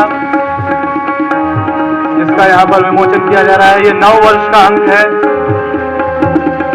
विद्यार्थियों की ओरिजिनल राइटिंग्स और किस प्रकार से वो जिस विषय को पढ़ते हैं उसका प्रयोग खुद अपने लेखनी के माध्यम से कर सकते हैं का सार्थक प्रयत्न। विमोचन के इस क्रम के पश्चात मैं निवेदन करूंगा परम श्रद्धेय कुलाधिपति महोदय से कि वे आज के हमारे मुख्य अतिथि आचार्य बालकृष्ण जी को पूज्य गुरुवर का साहित्य व प्रतीक चिन्ह प्रदान कर सदैव उनको स्मरण के भाव से कि सदैव ये स्मरण रहे कि हम सब साथ मिलकर साथ एक लक्ष्य की ओर बढ़ रहे हैं। जोरदार तालियों से हम सब इस क्रम में सम्मिलित हो रहे हैं। हम सब हर्षित हैं। हम सबके मन के हर्ष और उमंग की अभिव्यक्ति पूज्य गुरुवर का वो साहित्य। इस क्रम में ज्ञान दीक्षा का समापन शांति पाठ के माध्यम से हम सब करने जा रहे हैं। आप सभी से निवेदन है कि इस ज्ञान दीक्षा के अनुभवों को अपने मन में लेकर के आइए सब संवेद स्वर में शांति पाठ करें, इस भाव के साथ कि समस्त विश्व में शांति हो और हम सब मिलजुल कर उस श्रेष्ठ लक्ष्य की प्राप्ति हेतु साथ चलें, साथ बढ़ें। इस भावना के साथ आइए शांति पाठ साथ साथ करते हैं। ओम देव शांति अंतरिक्षं शांति पृथिवी शांतिरापः शांतिरोषधयः शांतिः वनस्पतयः शांतिर्विश्वे देवाः शांति ब्रह्म शांतिः सर्वगुण शांतिः शांतिरेव शांतिः सामा शांतिरेधि। ओम शांतिः शांतिः शांतिः सर्वास्य शांतिर्भवतु। हम सभी के मध्य से हमारे अग्रज प्रस्थान कर रहे हैं। आप सभी से निवेदन है कि कृपया अपने स्थान पर विधिवत रूप से बने रहें। एक बार पुनः से करतल ध्वनि के माध्यम से अभिनंदन।